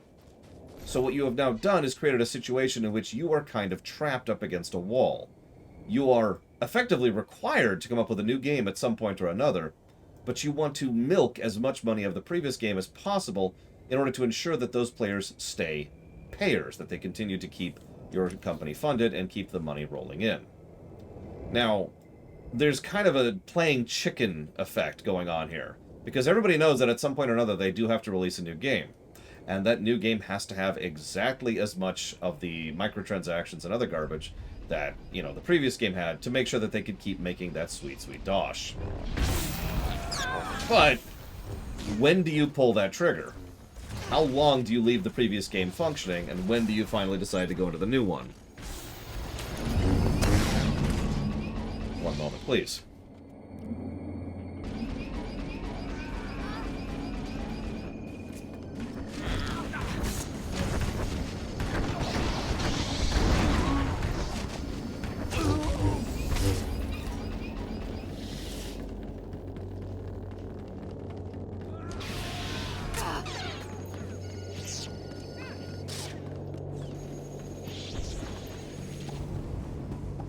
I should probably go ahead and mention...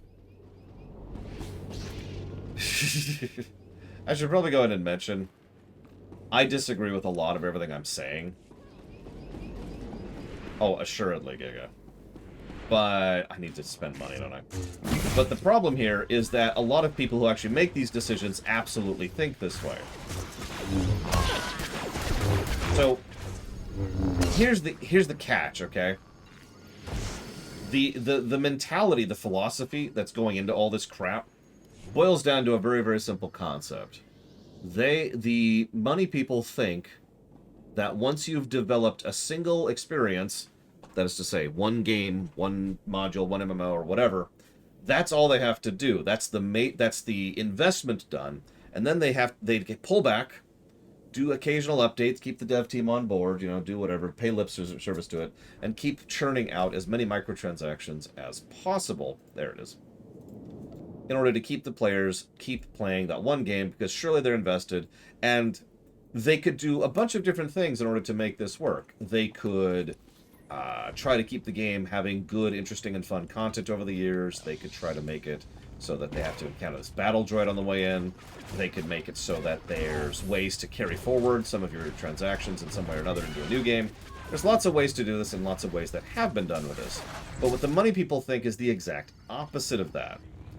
They instead prefer to try and force players to keep playing and paying and paying and paying in that one game by using what I like to refer to as predatory transactions. Predatory practices, rather, not transactions. In other words, rather than spending the money and time, because they are spending money, that's the funny part, rather than spending money and time on improving the model or the product, what they are doing is spending time and money on hiring psychologists and redesigning, very carefully and very precisely redesigning their games to be as horrifically predatory as possible. Now, the unfortunate fact here, and let's just be as 100% blunt about this as we can, is that it's working.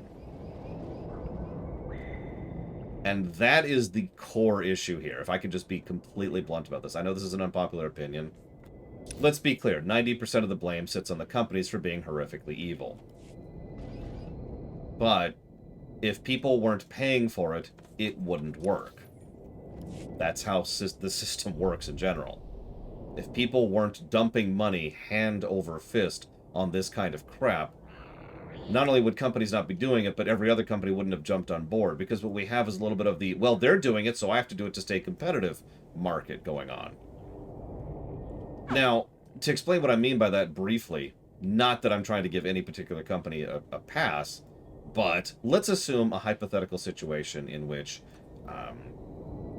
Hazardous over there is totally like a decent gameplay developer, right? Hazardous is not horrifically evil, okay? I know that's hard, but just bear with me for a second, okay? But let's assume that Hazardous is being threatened to go out of business specifically because of the fact that Hazardous has not been doing this predatory practices crap. He is falling so far behind that his money people and his investors are coming to him and saying, what are you doing? Start doing the predatory crap. We need to catch up. We need to make this money. If Hazardous continues to say no, he can and will be fired from his post. That has already happened, by the way. These are not made-up examples. So, one company decided to start doing the, let's call it what it is, evil crap.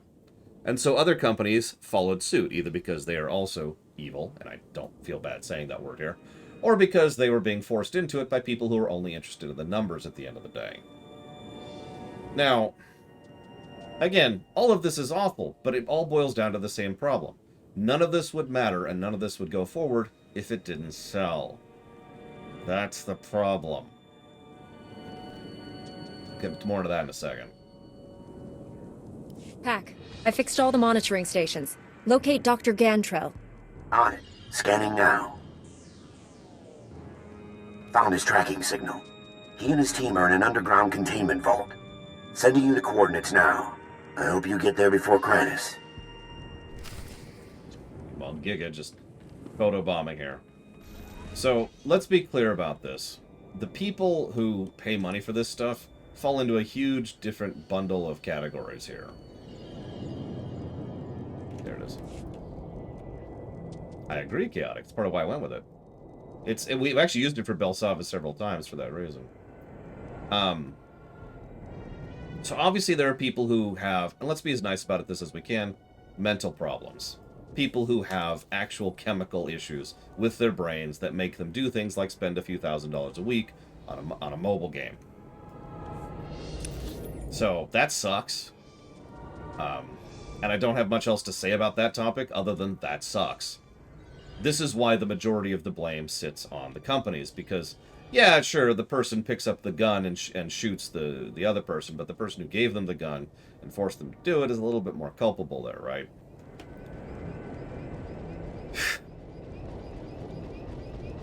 The other problem, if I might be so bold, is a general lack of pushback. I know what you're saying, but we've been pushing back tons. Have we? For all that you hear people talk about how terrible microtransactions are, they've gotten worse over the years. And there's tons of evidence that people are just kind of are just being like, well, whatever. Yeah, there's a lot of talking, but not a lot of walking. How many people spend how much money on microtransactions in games? Regardless, not the whales, the other group. Now, obviously that group is the minority of the income, but those group are literally part of the problem, not just because of the obvious fact that they're keeping numbers in terms of players and in terms of the 20% of the 80%. But more importantly, in a lot of these games, those people are creating content for the whales. Now, that doesn't apply in a game like Tor, but let's look at something like insert mobage game here. Doesn't matter which. It's so many of them.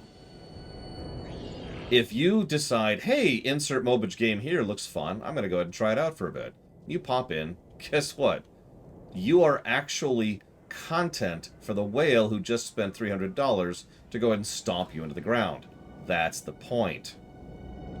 Now, again, this is primarily a problem in PvP games, but the other problem is there's a huge number of those. Like, a huge number of those.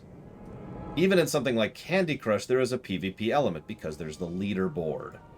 Let's be very clear about this. Leaderboards are also a PvP element. Just because you're not directly fighting someone else on a battlefield does not change the fact that you are still competing against other people for a score. So, PvP also stretches into a lot of other genres that it otherwise wouldn't. I point to Candy Crush because Candy Crush is considered one of the best-selling video games of all time.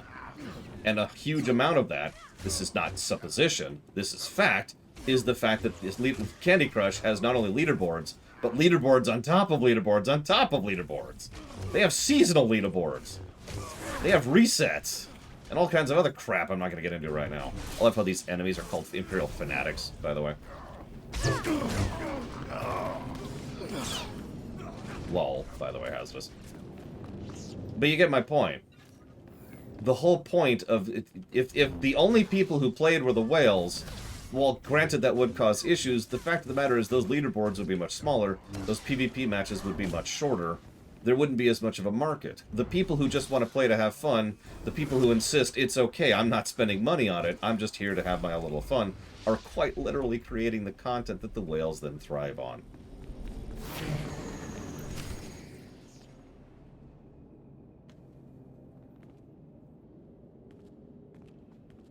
You're fast, but not fast enough. Executor Kranos is gone. You blessed Colonel Harith with a glorious death. We are grateful. If you're looking for death, I'm happy to oblige. You mock what you do not understand. Like the Emperor, we draw power from the suffering and death of others. I'm glad that we just watched that happen. These scientists are not hostages. They are fuel to feed us as we strike you down. Yay. Oh yeah, that's the other thing. By its very nature, a leaderboard, or you know, honestly, PvP games have leaderboards too, but you get my point. The very nature of a leaderboard is anti-player. Because it's all relative. It's not like you spend $300 and then you win. It's you spend $300 and you get the possibility of $300 worth of power output, power progression. So all someone has to do is spend more than you, which means you have to spend more than them, which means they have to spend more than you, and so forth and so on. Yeah, I was gonna say, this is pretty much the same crap that arcades did, and arguably still do, but did back in the day. It's just shifted into something substantially more insidious and more infested? I don't know what to call it. More tentacles in society. There we go, we're gonna put it that way. If you hadn't come here, we owe you our lives. That was amazing. Outnumbered, outgunned, but those Imperials never stood a chance. Pac, how did you see that? Saw the whole fight in the security hollow. Pretty incredible, and I've seen some good fights. I don't need compliments. I need to know where Executor Kranos went. Kranos is what the Imperials call their leader. He took Dr. Gantrell. Took him? His tracking chip says he's right there. The Sith carved it out of the doctor's skin and threw it in the corner. He screamed the whole time. I would have done the same thing if I didn't want my prisoner tracked. Kranos may be a fanatic, but he's no fool. You have to find Dr. Gantrell. Our project is too important to fall into enemy hands. I think you better tell me what your team's been up to. We're studying unknown alien technology in the prison's lower levels. The power core alone is astonishingly complex. I thought the Republic built this prison complex. Nope. No, only the upper levels. The rest was built thousands of years ago. We stumbled across it by accident and claimed it for ourselves. There are still sealed containment vaults we haven't even opened yet. We've only just started examining the power core, but the energy it produces seems almost limitless. If Kranos gets to that power core, what's the worst he could do? If the core was breached, the resulting blast would rip Belsavus apart, but the Imperials would be killed too. All this conversation isn't going to stop Kranos. Wait. There's more. Our team created a number of advanced warfare prototypes by combining Republic and alien technology. When the Empire attacked, we hid the weapons in one of the vaults near the Republic settlement. If the prisoners find them... I think I can spare a few minutes to keep deadly weapons out of criminal hands. You'll be saving thousands of people. Those lives are meaningless. Stopping Kranos is all that matters. You're a Jedi. You can't turn your back on this. I can't put the entire galaxy at risk. I'll go deal with those prototypes myself. You just get to the research vault and save Dr. Gantrell.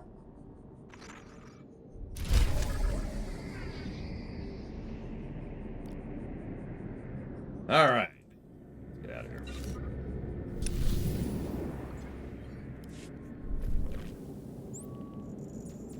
So yeah, I'm debating how much of a super weapon this qualifies as, because we've technically got another super weapon if you're paying attention. No, not just one, two. And honestly, no, I wouldn't hazardous, but then again, I'm not into PvP and never have been. Mechanized travel is for official business only. Now, you know what I would derive enjoyment from hazardous? This is the level of cruelty I would descend to. I would love to walk into a meeting with the people who mandated this stuff, the people who designed and built and, you know, made the horrific systems, and say, "Hi, justify yourself." And they will fail to justify themselves, and then they will be fired without leave. That I would enjoy doing. No pay, no golden parachute, no nothing. Goodbye.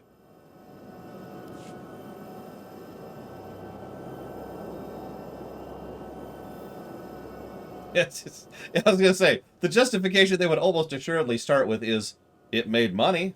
Like, alright. You got anything else?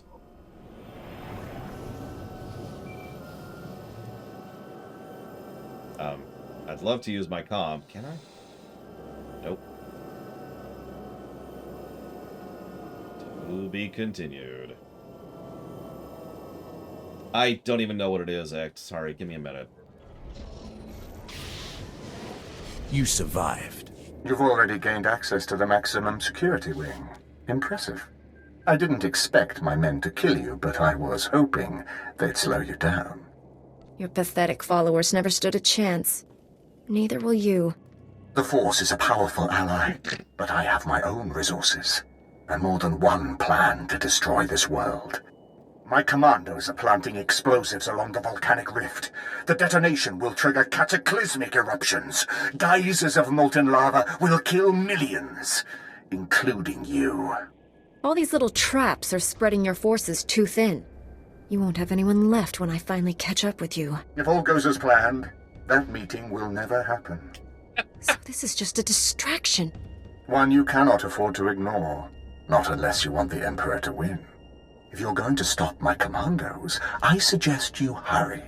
I'll press on without you. I'm sure you understand. Unfortunately, I'd have to actually buy and install it and all that, Ect. And that's my answer to you right now, is I don't know. Oh, wow. That was good, Giga. I was gonna say, speaking of you know, dealing with the executive assholes. No, listen. I'm like, justify yourself. And just picture for a second. I'm in full intimidate mode, which I'm not in right now because I'm in too good of a mood, right? But at the time, I'm in full intimidate mode. I'm glaring. There's not a hint of a smile on my face. I'm in my full uniform, hands, you know, behind my back, just glaring at them. And Giga is standing right next to me. And I'm not reacting to her at all. I'm pretending like she's not even there. Justify yourself. But she, do we,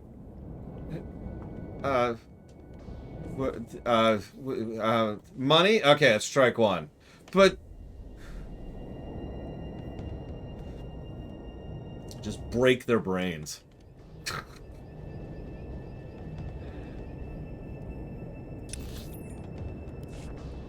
I'm not evil, I swear.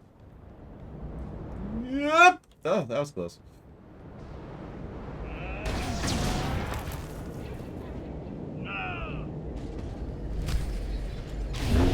I mean, I can't remember Consular, so we'll see. Consular will be probably the closest thing to a premiere on this. Oh wow, this hurts. This entire run gets. This hurts. Oh my god, Adam dead. Wow, just murdered in the face. Oh, this is getting good.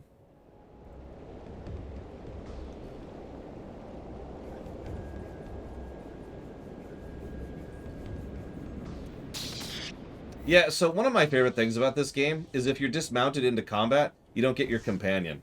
It also effectively desummons your companion if you're paying attention. I know there's people here now, so I can't summon it, but that is a problem this game has, and it sucks.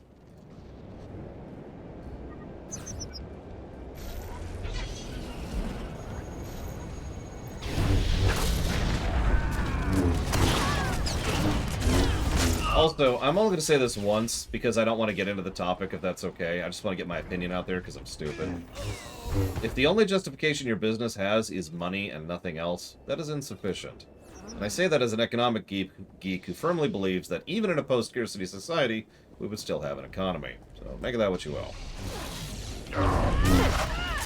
Now, if their justification for all these microtransactions is starships, well, let's talk.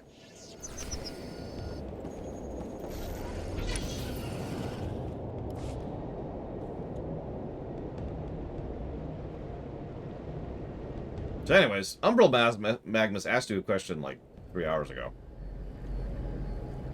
And that question was, what's your opinion on what the Force is and how the Force works? I don't know if you're hearing this, Magnus, but I just want you to know how much that question amused me when I saw it. Because much of the point of the Force is that it is so vague and so ill-defined that that's a good question that will probably never be answered until we actually hear a codified answer, which actual Star Wars will never do, so that'll be on me for the rewrite.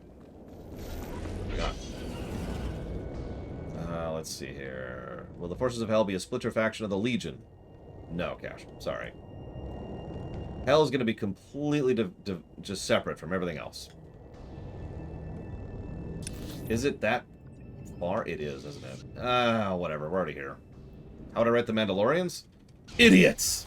Just idiots as far as the eye can see.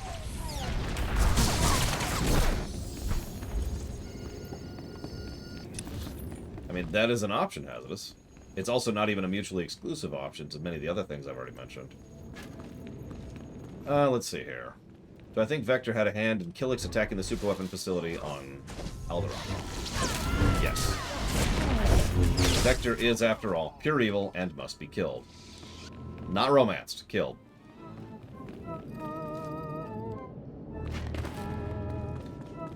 What is this music?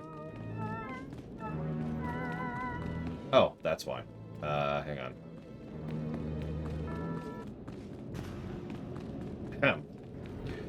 How long... I already answered that one. Do I remember the conversation Cray had about Revan becoming a Dark Lord as a necessary evil? Yes. Do I think that this is foreshadowing her reasons to become Darth Vader at the end of the game?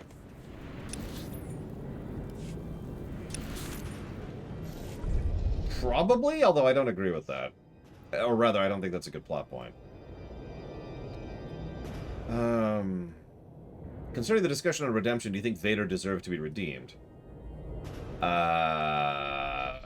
Let's circle back to that one later. That's a much more complex question than it looks like. That's not a yes or a no.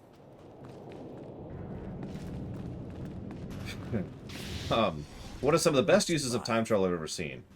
Okay, you're gonna make fun of this, but up until BFA, honestly, up until Legion, Warcraft.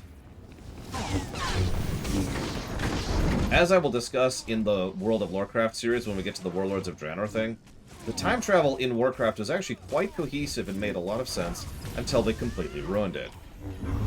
My follow-up option is going to sound familiar. Kingdom Hearts, a game series in which the time travel was very cohesive and made sense and followed its own rules fairly cohesively throughout the work until they changed their minds and none of it made sense anymore.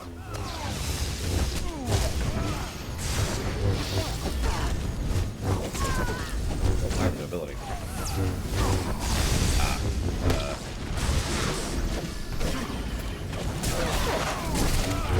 Third option. Back to the Future, because it's cool. Back to the Future's time travel made a decent amount of sense until they dropped the ball and completely screwed it up. I actually talked about that during the Back to the Future 2 Rumination.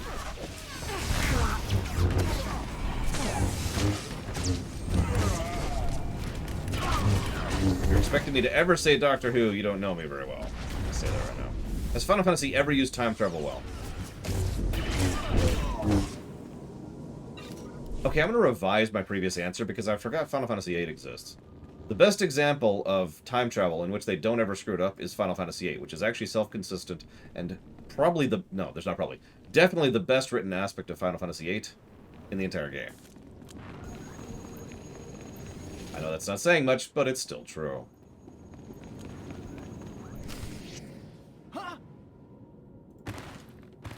No, no.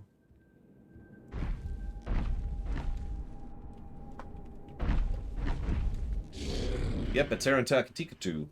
One of my favorites.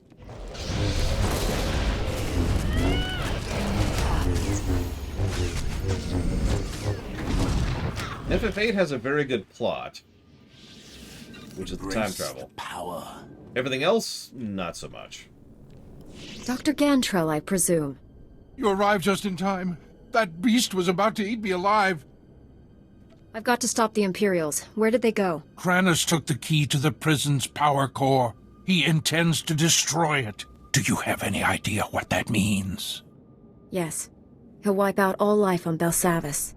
It's far, far worse than that. The power core derives energy from hyperspace itself. A detonation will send shockwaves at light speed. Belsavis's destruction is only the beginning. That qualifies as a super weapon. Will annihilate this entire system and consume the ones adjacent to it. Trillions will die. Yeah, no. That qualifies as a super weapon. You coward. You gave Kranos everything he needs to kill us all. He tortured me. That's your reaction to that? You knew trillions of lives were at stake. You shouldn't have talked. I'm not like you. I'm just a man. Please don't leave me. Seal me inside of one of the empty vaults until the Republic regains control.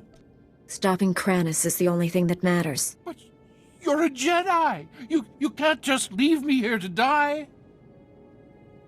I can't put your life above a trillion others. I'm sorry. Peace.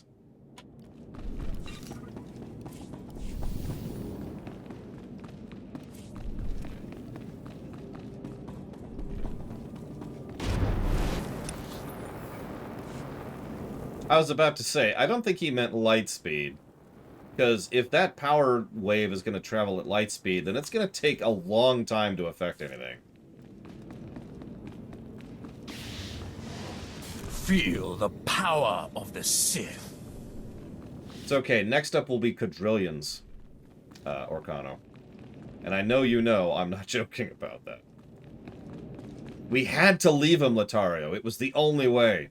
He was too whiny and pathetic to care about.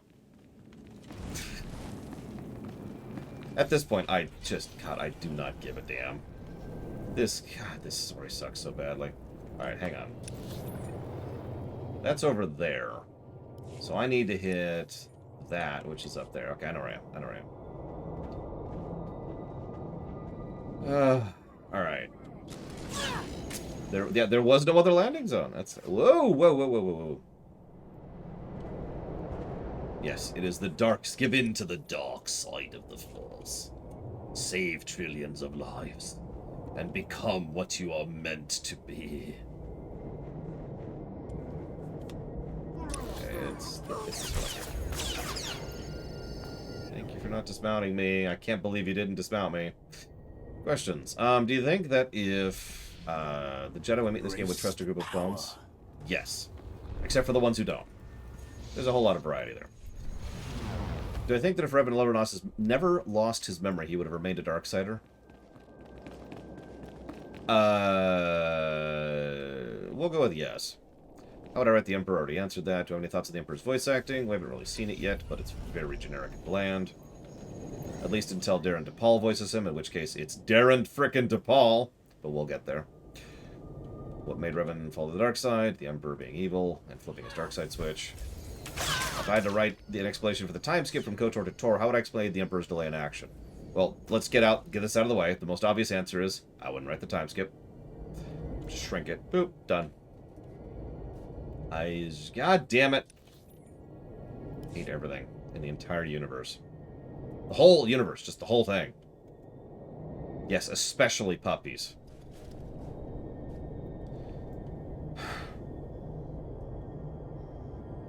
Okay, you put a gun to my head, and you're like, Lore, you have to write... Where is this stupid place? You have to write an explanation for why the Emperor does nothing for 300 years. Okay. So, first of all, I turn to the person with the gun, I say, that's dumb. And they say, I don't care! I'll shoot you! I'll shoot you! Because they're stupid too. See, because they're the money people. Well, let's ignore that for a moment. The most obvious answer is to go ahead and make it so the Emperor has been dead for the last 300 years.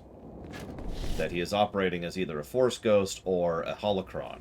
Something that is quite literally not actually alive in any sense of the word. And the Emperor has not been activated in the last 300 years until someone activates him, and that's what kicks off the events of Tor. There you go. Boom. Done. That took me 20 seconds to come up with. I am not a professional writer. Why do these people make money writing? So.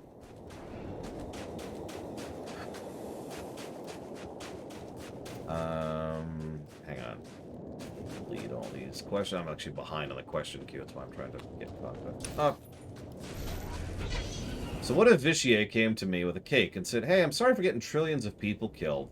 That was just me going through my 1,000-year edgy teenage phase. I'm done with that. I swear with you as my Jedi Master, guiding me on the path to light, we could be redeemed in a century or so.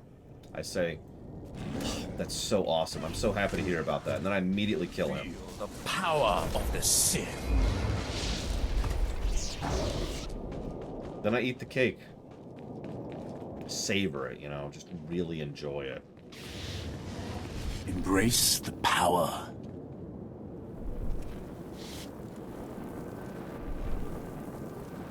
Unfortunately, the cake was actually a trap, because the cake was poisoned, so I die. But it's okay, he's dead too. So if the story was only the Republic side, no Imperial campaigns, would I have vetoed this game? Yes. I know it well enough to review it, and there's a benefit to reviewing bad games. Ow! It was right on where I have a cut on my foot. But there's also something to be said for value versus time. And this game's already been like 3 weeks just going through the Republic stuff. That's... no. I would veto the crap out of that. If I was the Emperor, would I have integrated the Sith into the Imperial military rather than making them above and apart from it? Well, if I was the Emperor, I'd have a goddamn brain. But the Emperor doesn't give a damn about his empires at all. So... I would say that, no, I think the Sith just being able to carte blanche do whatever they want is absolutely in character for him. Probably his idea to begin with.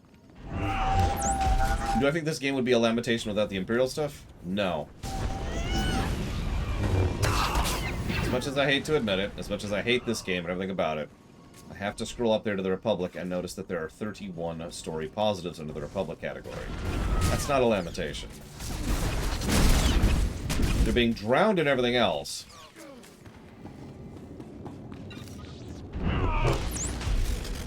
Strange, but okay.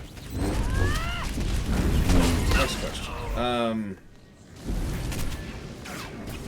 already answered that one. How do I... oh, Cashel asked a really good question. But Cashel's not here, so I can't answer that right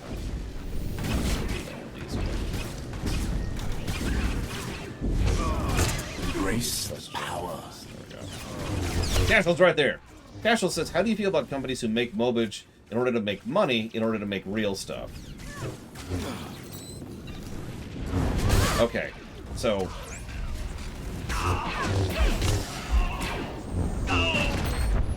here's the problem.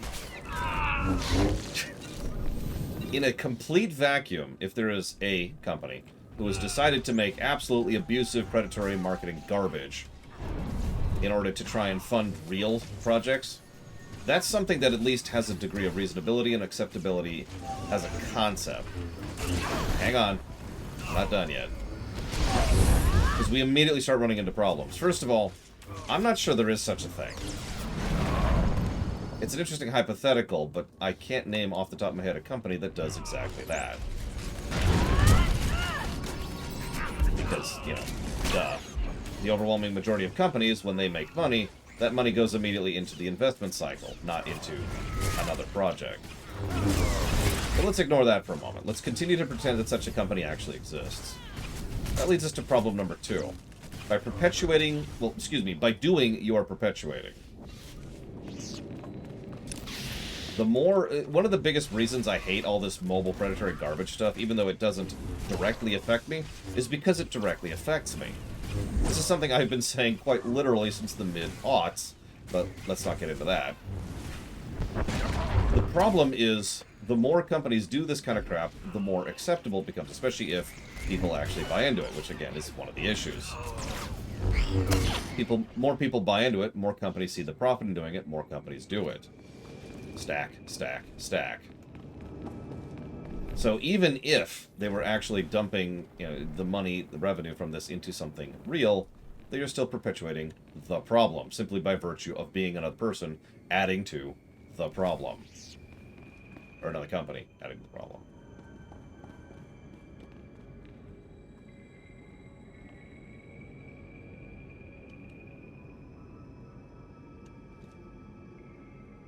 Hi.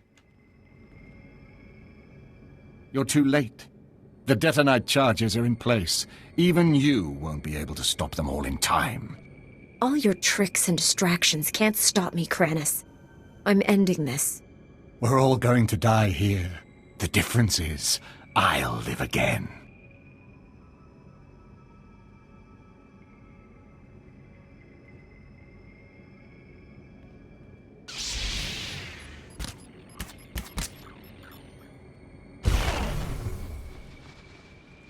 Also true, Legival.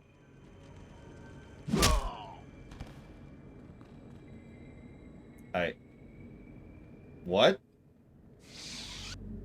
Surrender this Jedi immediately. Drop your weapons. Republic Special Forces, sorry to show up late. What? Better late than never. It's over, Kranis. Don't be a fool. Surrender. What? For the Emperor's glory. Die and be reborn. Why would you ever call for the surrender of someone who has already admitted to you more than once... Oh, he's a champion. There's a champion in a story arc? Anyways, has admitted to you more than once that he actively wants to die because he, incorrectly, believes that he'll actually be brought back after death to serve the Emperor that's going to eat him. You can't negotiate with a death cult. That's why they're a death cult, is because they don't give a damn.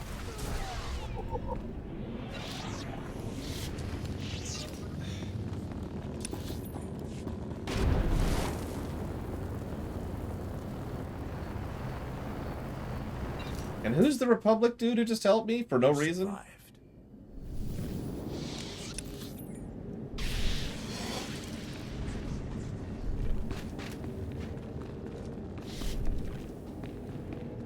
The Eat World thing has nothing to do with anything, Blade Chaval. He's a death cultist, and he therefore thinks he'll get back up. He's wrong, but he doesn't know that. But that has nothing to do with it. Where are you bringing that up? I'm confused now. What did I say that prompted that sentence? Blade Chaval, are you a death cultist? Be honest with me. It's okay. You don't care, because if you're a death cultist, you want to die. Feel the power of this.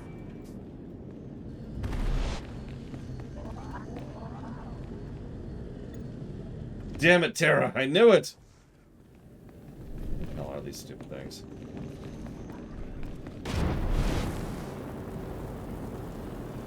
Seriously, where's the fourth one?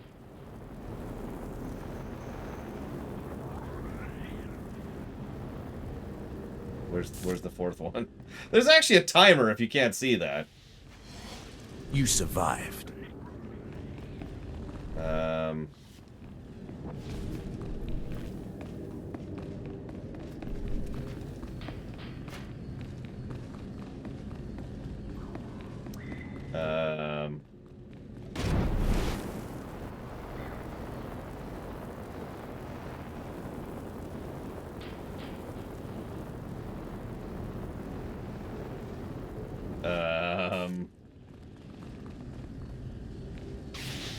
Okay. Embrace the power.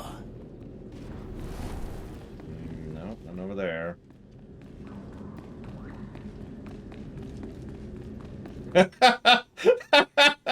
then the entire galaxy got eaten by the Emperor. What? Where is it? Where is it? By all means, show me where it is. Oh, for Christ's sakes! God, I hate this goddamn game! Ah! I'm giving that its own separate negative, and you can't talk me out of it.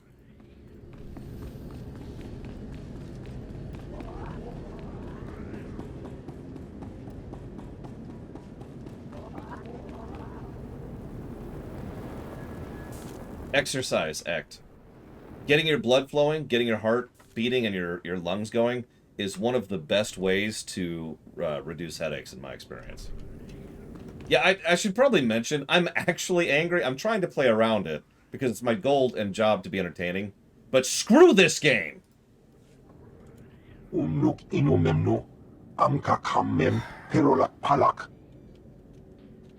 Bartov? Namgan bak umnok kijak. Hanam jiwanemak. Hengam yamanaya angam.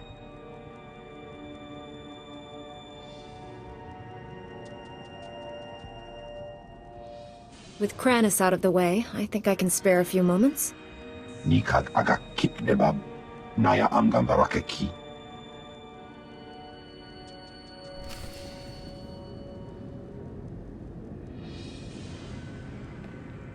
Where's this asshole? Back there, let's go!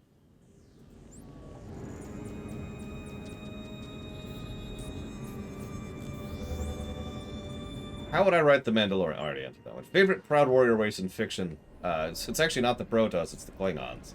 But that's because the Klingons arguably aren't the Proud Warrior race. But if we're going to dismount the Protoss and the Klingons... Colonel Bartov, I was told you wanted to see me. Yeah, who are you? First, let me express my gratitude. Your actions saved many Republic soldiers. I'm always glad to help the Republic Army.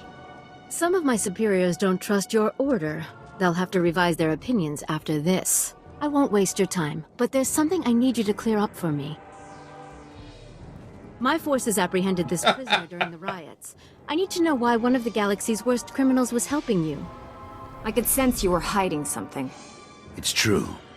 I came here a decade ago as a prisoner, and I deserved it. I did things you don't want to know about. Being on Belsavis, surrounded by scum just like me, it opened my eyes. Even if I could never leave here, I could still change. It took years, but I did it. The warden made me an honorary guard. Said I earned that. You worked hard to turn your life around, and he rewarded you for it. I'm trying to make up for the terrible things I've done. The warden gave me that chance. So you claim. Unfortunately, we have no evidence to support your story. It's possible the records were destroyed in all the chaos. However, it's also possible you're lying. What were his crimes? Why is Pack imprisoned for life on Belsavis? Only the most vicious and dangerous criminals end up here. Take the worst crimes you can imagine and multiply them by 1,000. I'm not like that anymore. I helped you. Now you see my dilemma. I don't want to imprison someone who doesn't deserve it, but I don't want to set a criminal free. I couldn't have completed my mission without Pack. He's earned his freedom. I'm not authorized to let Pack leave Belsavis, but I can see that he is restored to his guard status.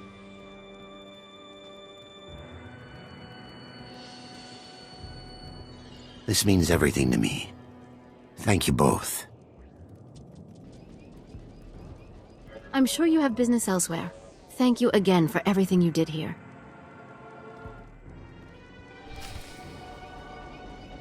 I'd probably go with either the Char from Guild Wars, who, it's actually a plot point that their Proud Warrior race nature is actually destroying them as a culture and as a species. Or I would go with the Krogan from Mass Effect, because obvious, where their nature actually did destroy them as a species. I feel like that's a trend. Either way, I'd probably go with one of those two. I would not pick the Mandalorians. The Mandalorians are actually rarely interesting to me. Master Satil, Executor Kranis and his followers are dead. Belsavis is safe. The galaxy is in your debt once again. but I fear this is far from over. The Emperor would never devote all his resources to Belsavis.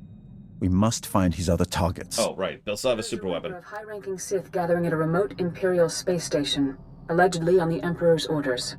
One of our best scouts volunteered to investigate. He's disappeared. Rumors are good bait to lure a desperate Jedi. That, or the rumors, are correct. Jomar Chul attempted to infiltrate the Imperial space station where the Sith are meeting, and hasn't checked in since. I know you and Jomar have had differences, but I believe he's onto something. If the Emperor is involved, this may reveal his plans. This is worth pursuing. I'm transmitting coordinates to the space station. I have no advice for getting inside. Leave that to me. May the Force be with you.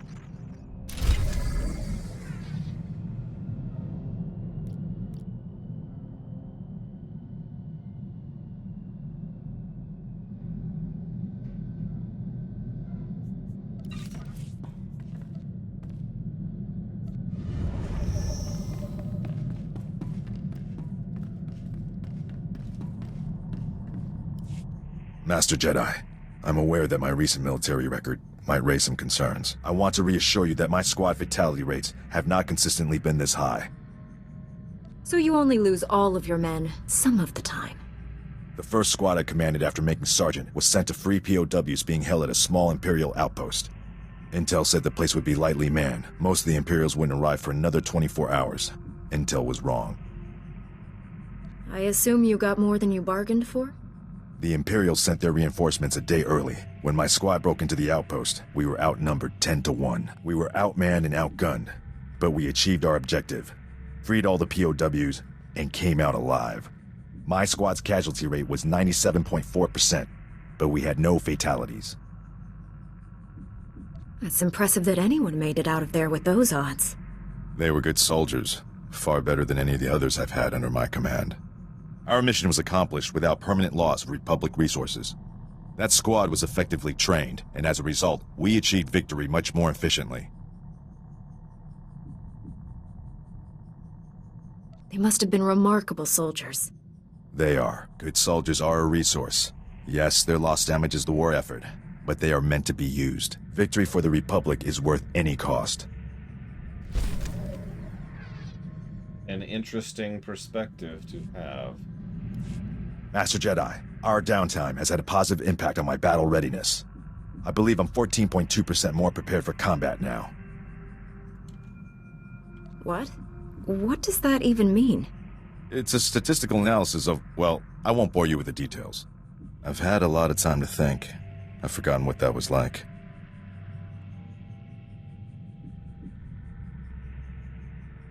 Relax while you can, Sergeant. There's more fighting ahead. I'm looking forward to it. I've been thinking about my original squad. I haven't seen any of them since we liberated that POW camp. They seem to be on active duty, but I can't find any mention of commendations or recognition. They should be decorated soldiers. I'm sure you'll find something. Carson, Nadja, Eckert, that whole squad has simply vanished. They're probably just posted somewhere far from the fighting. It seems like a terrible waste of skilled personnel. They'd be most valuable to the Republic deployed on the front. This just doesn't make sense to me. Finally tracked down my old squad mates, Master Jedi. That's Wish fast. I hadn't. General Garza recruited them into the Special Forces Black Ops program. But now, they're in a detention facility on Berun, convicted of war crimes. War crimes are a serious charge. How did your old squad go from being heroes to convicted criminals? Black Ops doesn't make heroes. It trains killers. If the right targets die, no one complains. They renamed my old squad the Surgeons, tasked them with destabilizing the Empire's command structure by removing its best leaders. But the Surgeons didn't just target Imperial commanders. They went after the officers' families. They wanted to send the enemy a message. Killing women and children is never acceptable. Good soldiers know what acceptable targets are. This wouldn't have happened on my watch. The detention center's warden says my old squad mates are serving life sentences. They're young. That's a lot of years to spend in cages. The next time I get nostalgic and curious, Master Jedi, give me a planet to invade.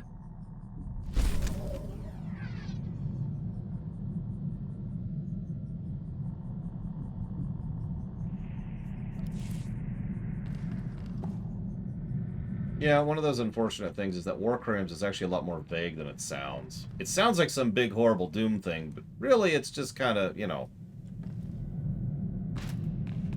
tactics. Faking a surrender is a war crime, to use my favorite example.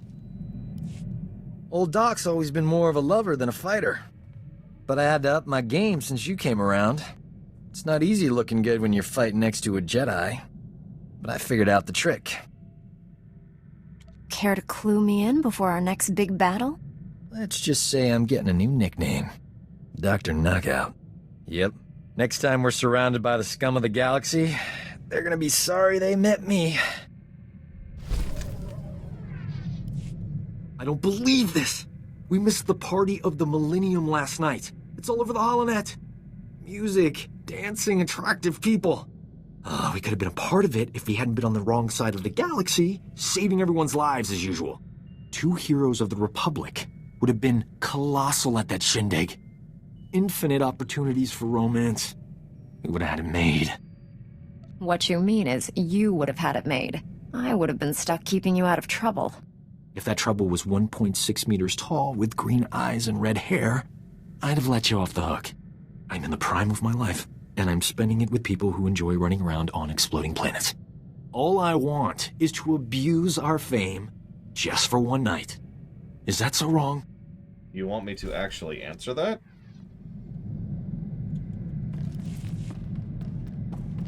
Is that a real question? What have you got for me? Backtrace bounty hunter payment. Payment equals channeled through classified Senate accounts. Only a few dozen senators have access to those accounts. One of them must be an Imperial spy. T7 equals still looking for specific name. Senate accounts equals buried in red tape. T7 equals shocked. Senators equals shouldn't betray Republic. Really? The Senate is made up of greedy, power-hungry opportunists. Jedi equals too critical. Most senators equals loyal to the Republic. T7 equals worked for a senator long ago. I never pictured you as a politician. T7 equals special assistant to Senator Odora. Senator Odora equals Manon representative, of course. T7 equals helped Senator Odora for 20 years. T7 equals started as Senate legislation analyst. Senator equals promoted T7 after a year. T7 equals campaign manager plus speech writer. How did that work out? Senator Odora served 4 consecutive terms. T7 equals joined Jedi Master Venzala when Senator retired. T7 equals continue analysis. T7 equals Senator identify Senator behind bounty hunter. T7 equals alert Jedi when investigation complete.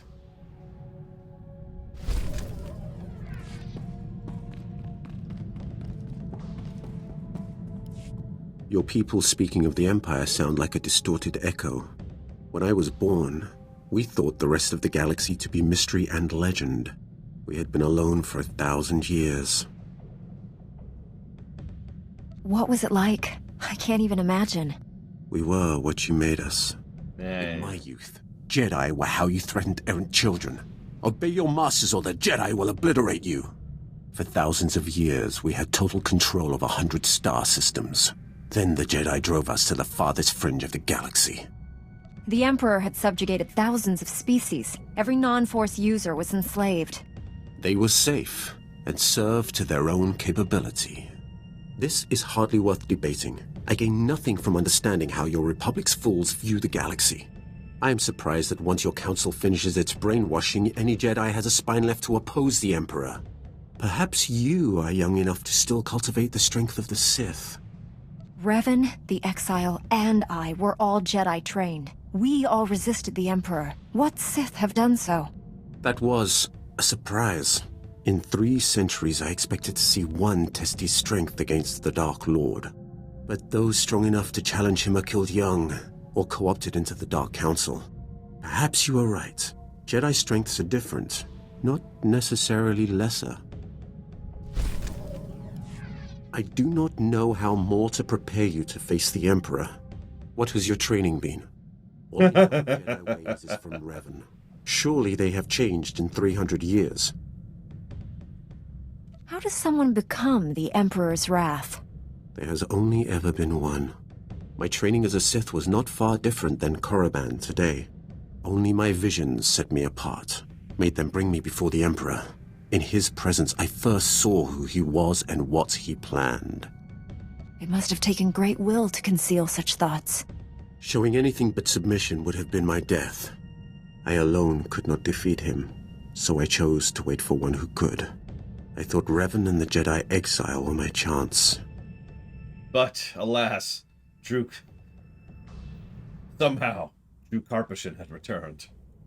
Revan and the Jedi exile are legends. What were they like? It should not have surprised anyone that Revan turned Sith. He knew you cannot fight the dark side without understanding it. The exile was harder to read. Even with all she had done, she never trusted herself. With Revan, she was his student again. I liked them. I would have served them, but my vision told me they would fail. I cut down the exile and brought Revan to the Emperor as a gift. Is that when he made you his executioner? The only way to live long enough to find the Jedi who would kill the Emperor, to find you, was to convince him to trust me. He took my offering and gave me a place at his side. He gave me immortality. Ow. It was a gift, but not without its price. Like, I can kind of accept that Vitier is this old, because he's not really a person anymore. How does he just kind of say, here you go, have immortality? Does he just kind of zap you up, and you just live forever? Is that how that works? Is it like Botox injections? So, when do I get my own Padawan? Always wanted to be a teacher. Patience. You'll have your wish someday, and that student will be in excellent hands. Be a shame not to share my wisdom. Been racking it up fast lately. Here, pretend you're my Padawan. Got a hypothetical moral dilemma for you. Say you could only save the Republic or the Jedi Order. Which would you choose and why? Don't think. Answer. That's too big a question not to put a little thought into. Bzz, too late. The Jedi Order and the Republic are both dead. Happy? Correct answer was Jedi Order, by the way. Without us around to protect it, the Republic can't survive.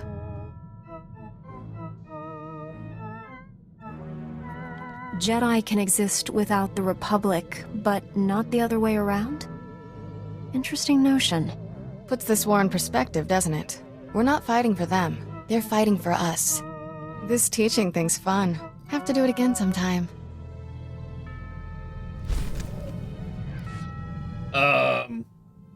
Okay.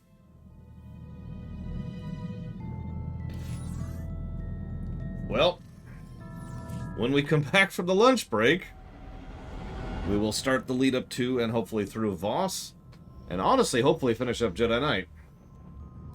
Hope to see you all in a little bit.